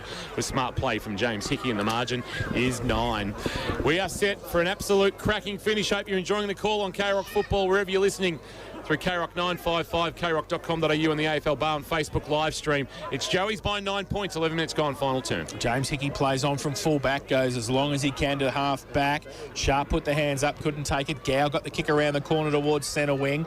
McComb to come out. He's got Fiore next to him as well, and also Hennessy across there. And it's out of bounds for a throw in centre wing. Forward to centre wing. St Joey's into attack. Kingy, you mentioned they can't go into their shell. We've been going 11.5 minutes and they've only had the one inside forward 50. So let's see if they can do it from here. Sharp, Wilkinson, Sharp got a hand to it. Needs somebody around the ball though. Ned Harris had a good final term so far. Goes to the left foot kick into the middle. Condi, who wheels and goes on the left. Terrible kick, but gets it to centre half forward. Now the turnover. Hickey comes the other way, goes open door towards Humphreys. It sit for him, it doesn't. His second effort was all right, then he lost the football. The umpire said it was too high, so he'll take the free kick. So Austin Humphrey, right half forward. Got Ferguson short. He wants to go longer though. He's got McComb in the pocket. He goes in that direction now. Fiore goes up, can't take the mark. Off hands. Now it comes towards Diamond. Good little handball to Kapala. Kick's going to be okay. Falls to Matic, gives it to Condi, who runs past. Left foot kick towards centre wing. Over the head of a couple. Gus Humphrey gets back there. Going to need some support. He gets it. All the handball though was chopped off. Al Hickey comes back to help out. Can he pick it up? He can just, and his handball is away. They go through the middle. Handballs again to Smith. Can they get it out wider? They can. They're out and about now because Owens can take the ball. He's 50 from goal. They should goal from here, really. Owens' neat little kick is okay to Mentha. And Mentha has marked 30 from goal, left forward pocket. They went round the Cape to get there, Curse. They did, and because Newtown are so attacking at the moment, they have to, right? They have to get they have to win the game. So they're obviously running forward of the ball. They all running forward of the ball. So when there's a turnover, you're actually caught out on the rebound, and some experience with Buckley and Hickey. When you turn the ball over, they don't waste possession. 2 goals last week against Leopold for the VFL listed Jack Mentha. This is huge, Kingy. This to push the margin back out to the best part of 3 goals. They lead by 9. Mentha on his way.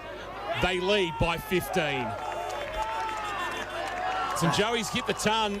16-6, 102. Newtown and Chilwell 13-9, 87 in this final quarter of K-Rock Football, thanks to APCO Cafe 24/7. And just when all the momentum seemed to be flowing towards the cemetery end of the ground, Joey's get one against the grain. And it's deflating because you're using so much energy to get that ball forward and you're running in waves that they'll just start to feel it in their legs a little bit now as well, because they've given it everything and it rebounds the other end and it's demoralising as well. So you just got to be a bit cleaner with the ball when they go forward, Newtown. So back for a centre bounce, 15 the difference, 14 played final term, Port Phillip Ferry's time clock. De Grande, Wilkinson gets it down, but rode by Adams again. He gets a kick to centre half forward. Mentha is behind on this occasion. Kapala wrapped up by Mentha, and he's not going anywhere. So it's forward stoppage for St Joey's. And it will be a ruck contest. Wilkinson comes in, who's had a big day in ruck against De Grande. Handball, was sort of a handball. That was holding. Antonak over the top of it as well. Walter threw it in the air. Adams just says to Gow, get out of the way. Now Hickey James off a step inside 50. Punched away at the front. McMahon handball to nobody in particular. And Antonak again puts some forward pressure on. They shuffle the handball out, though, Newtown, and they're away. So it'll be a high kick towards centre half forward. Went through the hands of Harry Smith. Will roll out the back. Buckley and Lloyd. Lloyd tried to tap it to his own advantage. Buckley did okay. Good foot speed to get back there and win the football. Left-hand handball is okay for De Grande. De Grande loops a handball over the top of St Joseph's to McComb. McComb along the line, and he finds a marking target. And he's got Antonak with the footy. Jack Buckley, the new incarnation of Luke Webb. Well, he's gone behind the ball, and it's a new role for him. So, I mean, he can play back, but, he's... Oh, that's a poor kick. Yeah, not great by Antonak. He's actually pulled that into a sign out of bounds on the full. He was kicking for distance, and in doing so, he shanked it badly, and the resultant free kick belongs to Newtown. But they need to get moving. 15-minute mark. They trail by 15, but this was about the margin that Lara found themselves trailing St Albans at a very similar time of the game. Oh, Diamond picks it off, does okay. Kapala takes it. Centre half back. They want to switch the ball wide, come towards the commentary box side. They do. Charlie Harris takes it just straight off the bench, if you don't mind. That's the way to do it. Brother Ned takes it, kicks it over the top. They've moved it towards centre wing. And Newtown just settling it down now through Alex Dunn. He just holds the ball up. Called to play on now. Goes along the line towards half forward. Oh, falls in the arms of Bond, who was in front. And plays on quickly. Wants to move it in towards the pocket. Long kick. Punched away at the back. Over towards Hocking. Oh, he's pushed off the football right on the goal line. And I think Morrison happy to see it through, and he does, for another rush behind to the visitors. They go to 13-10-88. They trail St Joey 16-6, 102. Apco Cafe 24/7 K-Rock final quarter scoreboard. Jack Buckley with the ball under his arm in his defensive goal square. He looks, for want of a better term, absolutely stuffed. The umpire's telling Oscar Morrison to move out, but he doesn't need to because he can actually take possession there. Buckley sends it long to half back. Humphrey or Mitchell, neither could mark. Ball got out the back. Walter was there for Newtown. Tried to get it onto Walters. Did okay, Walters, to come back onto the footy, but pressured by Austin Humphrey. Balls somehow come out the back, ruck and maul style rugby union. Handball Mentha, but there's a whistle on play, and it's going to go. There must have been a free kick for a throw. Yeah, going to Walter against Mentha. He comes inboard to Ned Harris. Harris shares it by hand with Bogue. Bogue 75 from home. Outside of the right boot to the goal square. Back with the flight. O'Dwyer with a wonderful grab. Jeez, he's been good, hasn't he? He stood tall, the Yarrawonga recruit, and he'll send it back towards the outer side. He does. He goes back to whence it came. Maddox got his name written on it, got a hand to it. Humphrey against him. Mentha at the side of the pack as well. Gow, free kick for a hold. Speaking of huge. And then Gow will take it. I think it was down the field anyway. So Gow goes in front of McMahon. He goes wide looking for Mentha. Fiore against him. And they see it over the line for a throw in. Left half forward for St Joey's. 16-6, 102, the home side. They lead Newtown 13-10-88. I'm tossing up between Buckley and Gow at the moment as I play the role of Chris Nichols post-game for Leopold Sporties. You're thinking out aloud, Kingy. He is. Wanting some assistance. Wilkinson gets it down. Walter around the corner. Oh, Buckley didn't take the mark, but still gets it. Handballs it to Reed Adams. Off a step to centre half forward. Fiore should be able to take the mark uncontested and does try and get Newtown out of defence. 17, almost 18 minutes ticked over now on the total, the Port Phillip Ferries time clock. Old Hobbits die hard there. Almost a total tour myself.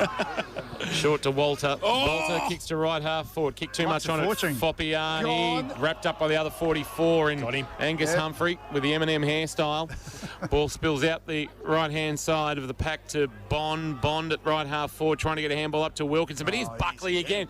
That might do it for me as he kicks towards half forward. Looking for Aussie Humphrey. Maddox there. Aussie Humphrey just knocks it forward. Fiore's got trouble because there's speed coming on the ball from Mentha. Mentha took it nicely. Turned, spun, open, goal. Just misses to his near side.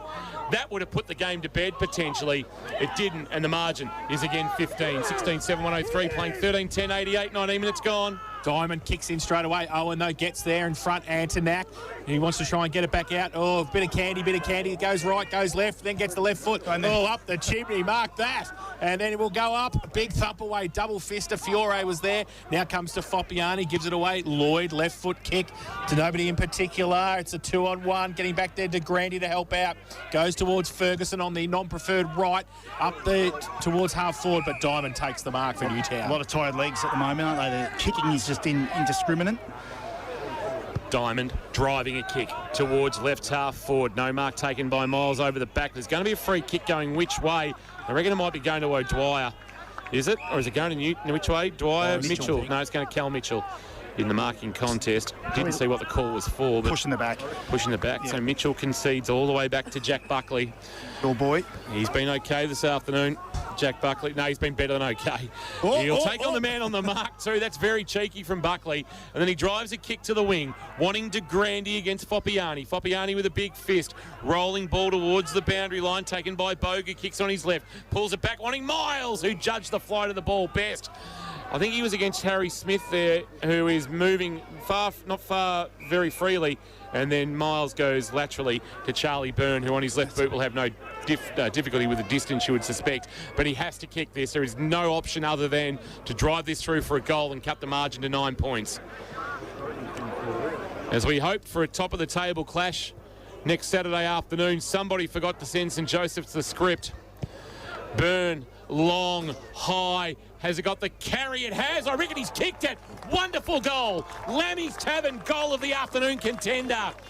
He set it up into the sky. The breeze pushed it, and it curled it around the right-hand goal post. And he's got his team back within 9 points. 14-10-94, trailing St Joseph's 15-13-103. Don't go anywhere as we approach 21 minutes gone in this final term of K-Rock football. Well, this game is far from over. We know that the time's probably... How many goals we had this quarter? Joey's have kicked 1, Newtown have kicked 3. So it's probably going to go to 27, 28 minutes. There's still plenty of time in this game, Jace. Plenty of time. Back to the middle, Sharp. At the back, Walter. Gow puts the tackle on and gets the football. Handball shuffled out. Mullen at half forward. Drills the kick towards Menther over his head. Now coming at it at pace. Can they pick it up, Ferguson? He's over the top of it, trying to get it back to Menther. Mitch Diamond in there. They've got the numbers. It comes back Humphrey. Breaks free. Gets the handball away. They break towards the tackle. Coming right foot kick. High, but it's all Newtown. And Fiore stands his ground at the last line of defence. Chips it over the top to Hall, who just has to sit and wait. Owen bears down on him. He takes in the back pocket. I think Kelleher would like that kick back. Oh, absolutely. Hall comes inboard, and it's marked 20 from his defensive goal in the corridor by Harris. Got numbers out wide. They might as well just roll the dice here, the Towners.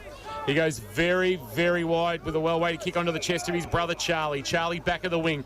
Needs to be precise. Sends it long to a one-on-one. Spoil from Hocking from behind. Gets it out of bounds. Not a bad result for Newtown. Got it in there forward half and get a stoppage at right half forward. 22 minutes ticked over. Port Phillip Ferry's time clock. Is this going to be the fourth margin by less than a kick this weekend, or less than 10 points this weekend, I should say, in the GFL? Boundary throwing, grabbed out of the ruck by Wilkinson. Handball at close quarters to Harris, who was able to get it to Zach Walter somehow. Walter a high kick, right forward pocket. Mitchell, huge. Big, strong defensive mark. Hamlin Hanger contender. Big time mark from a very experienced player as Mitchell holds things up for St Joey's in deep in defence, and now he's got to find a way out. And he does. He goes to the outer side, half-back flank. It's a mung kick. Doing a bit. It's at the back. It's a foot race. Newtown have got the numbers there. Handball up from Kapala. Over back towards Reed. Got dumped as he got the kick away. Hands up there. Matic couldn't take it. Falls back. Over the top of it, Ferguson. They're out here. He gets it over the top. Mullen has got an absolute panic in front of him. He just puts the afterburners on, takes a bounce, runs inside 50. Thought about the handball, should have, because he didn't have anybody to give it to. He thought Mitch Diamond was a St Joey's player. There was 3 Newtown players there. Mitch Diamond was one, and the free kick for a hold's going to come back to Charlie Byrne. Oh, the old jumper clash. It's taken till about 23 and a half minutes into the last, and we've finally had a reason why these two jumpers clash far too much. Wow. He honestly thought he was drawing the opponent. Yep. A long ball kicked by Harris. Oh, Al Hickey, big strong mark in a pack of 5. Just stepped up as a captain should, and then he concedes some ground back to Mitchell, who's gone behind the footy to try and shore this game up. They're trying to get to 6 and 4 here and stay inside the top 5 at the end of round 10. Sends a kick very wide. Walter was in best position for Newtown. Couldn't mark off the hands of the pack. Gow taken to the boundary line by Charlie Harris. Out of play, boundary throwing. They need a goal in a hurry, Newtown, to keep this one alive. You would think if Joey's kick another, it's game over. It would be too hard to probably kick 3 in time on, but Lara did do it yesterday. Ball back into play. Chance for Wilkinson. to win the tap down. He does to the front of the pack. Zach Walter left the footy behind. Muir's been okay on debut. Didn't go out of bounds, and Bo kept playing. He played the whistle, and it never went. Oh, but Matty too slow. Adams, great tackle. Should be holding the ball, not paid either way. Mullen had his kick smothered. Fell for Hennessy. Hennessy turns, kicks, but kicked blindly, and the mark taken defensively. Wasting forward entries by Byrne, and Byrne will hold things up and try and relieve for Newtown. He does. He gets into Lloyd, right in front of the best seats in the house, thanks to APCO Cafe 24/7.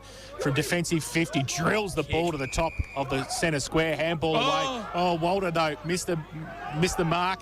It was Walters, actually. And Humphrey got a push in the back, and we'll take a free kick. In fact, it's a Buckley. Yeah. No, yes, it is. It's Jack Buckley. Kingy's boy. Kingy's man. So Jack Buckley is 65 from goal. Here's some experience. He'll take his 30 seconds. Luke Webb style. He's going to torp it. So Jack Buckley. They're going to get extra numbers. Yeah, they haven't got much down there, have they, St. Joey's? They've got 3 Newtown players there. Oh, Candy! 50 out from goal to ice the game. Jack Buckley has kicked the game for Lammy's 7th goal of the day. Jack Buckley, you've done it all. Lammy's, Leopold Sporties, the whole superstar. Thing. Jack Buckley's first of the afternoon. And he's just taking himself off, Jace. Possibly iced the game, but they're going to give him a massive reception in the Alan Russell Pavilion. 17-7, 109 St. Joey's. Newtown and Chilwell, 14-10-94. APCO Cafe, 24/7 K-Rock. Final quarter scoreboard. Well, oh, well, for those watching the live stream, they'll know exactly what we were talking about. He just sold the biggest lot of candy you've ever seen and absolutely iced the game. The margin is 15. This is the one for the true believers in the red, gold and black this afternoon. Back in the middle. Tapped down one by DeGrande, roving by Harris. That's Ned. He got one high. He'll take a free kick, but it might be all forlorn right now for Newtown, who have 6 days to pick themselves up, dust themselves off before taking on St Mary's. Bond flew, could mark. Miles the Rover at the front, kicks to the goal square. Did it have the carry? No. Socket off the ground out of the defensive goal square, and then a hack kick from Hickey. Fell to Bogue. Bogue under pressure. It was just enough pressure coming from Antonak for him to kick it out of bounds on the full, and if there was any hope, that might have just gone with that shot on goal there. Antonak just done enough, didn't he, Kingy? Yeah, just enough, just a bit of nudge on the backside, basically. And the margin is 15. Joey 17-7, 109. Newtown and Chilwell 14-10, 94. You bring this home, Jace. I'm going to go and get myself boundary side for the reaction. James Hickey drives it long, gets it to Austin Humphrey, who's got cramp. No wonder. He's run up and down the ground all day. He was full forward a second ago. He was, and he's at half back right now. Drives it long towards centre wing with the kick. Oh, getting across Charlie Byrne, who takes the mark for Newtown. They've got to just move it forward now, the Towners. Goes inside towards McMahon. Antonak holds him up. He wants to play on now. McMahon does so. Inside 50 with the kick over the back of the pack in the goal square. Falls for Bond, gives it to Miles, kicks the goal. Taya Miles has given them a little bit of hope. He kicks his 2nd of the afternoon. And not over and done with yet. 15-10, 100 Newtown and Chilwell. They trail St Joey 17-7, 109. APCO Cafe 24/7 K-Rock final quarter scoreboard. Well, Jace, the first quarter went for 34 minutes 55. The second quarter went for 31-30. Don't know what the third quarter went for, but if it was anything like this, we're near 30 anyway. So we're 28 gone. Back to 9 points of difference. It is also a little bit of misty rain too, just to top things off this afternoon. Back to the middle. Huge. Wilkinson, DeGrande does it himself. Well. Alan Woodman style, gets it out of the middle towards full forward, falls to Gow, needs a handball, gets it, kick around the corner, Humphrey up the shot tower, Mentha pushes Kapala into the ball, comes back towards Mentha, doesn't take it with him. Zach Walder at the back. Siren! St Joey's win! They win. Jack Mullen absolutely ecstatic. Has gone ballistic in front of us. Louis Antonak, Reed Adams, and St Joey's have pulled off famous victory, 17-7, 109. They have defeated Newtown 15-10, 100 by 9 points here at Drew Oval. In an epic game of football. An epic game of football. Fantastic from both clubs, and Kingy is making his way out. Very Chris Nichols style to get some reaction. And the St Joey's boys will be absolutely beside themselves. Not only that, but they've snapped a 3-game losing streak. Keeps him in contact with the top 3. they go to 6 and 4. Well, like Carso said before the game, he's got some belief in the group. The young kids coming in, he thought would do the, assist him with the job, and they've gone above and beyond today. It's been a terrific team effort by them. And Kingy's got got Al Hickey out there. Yeah, I've got the skipper. Al, outside of the 3 premierships you've played in, is that one of the best home and away wins you've been involved in? Yeah, certainly probably one of the biggest stages I've been involved in, a home away. Pretty gutsy win. I mean, coming off the back of 3 losses, I'm not even sure if I've been a part of 3 losses at this footy club. So in terms of, not only the occasion of what it means today in terms of recognising history, but in terms of our season, mate, which, probably one of the biggest home and away wins I've been involved in, yeah. Some of the efforts this afternoon, the role of Luke Webb played today by Jack Buckley and played with aplomb. Luke Webb reincarnated, yeah. Bucks has, slotted down there terrifically. He had a terrific game last week and he's looking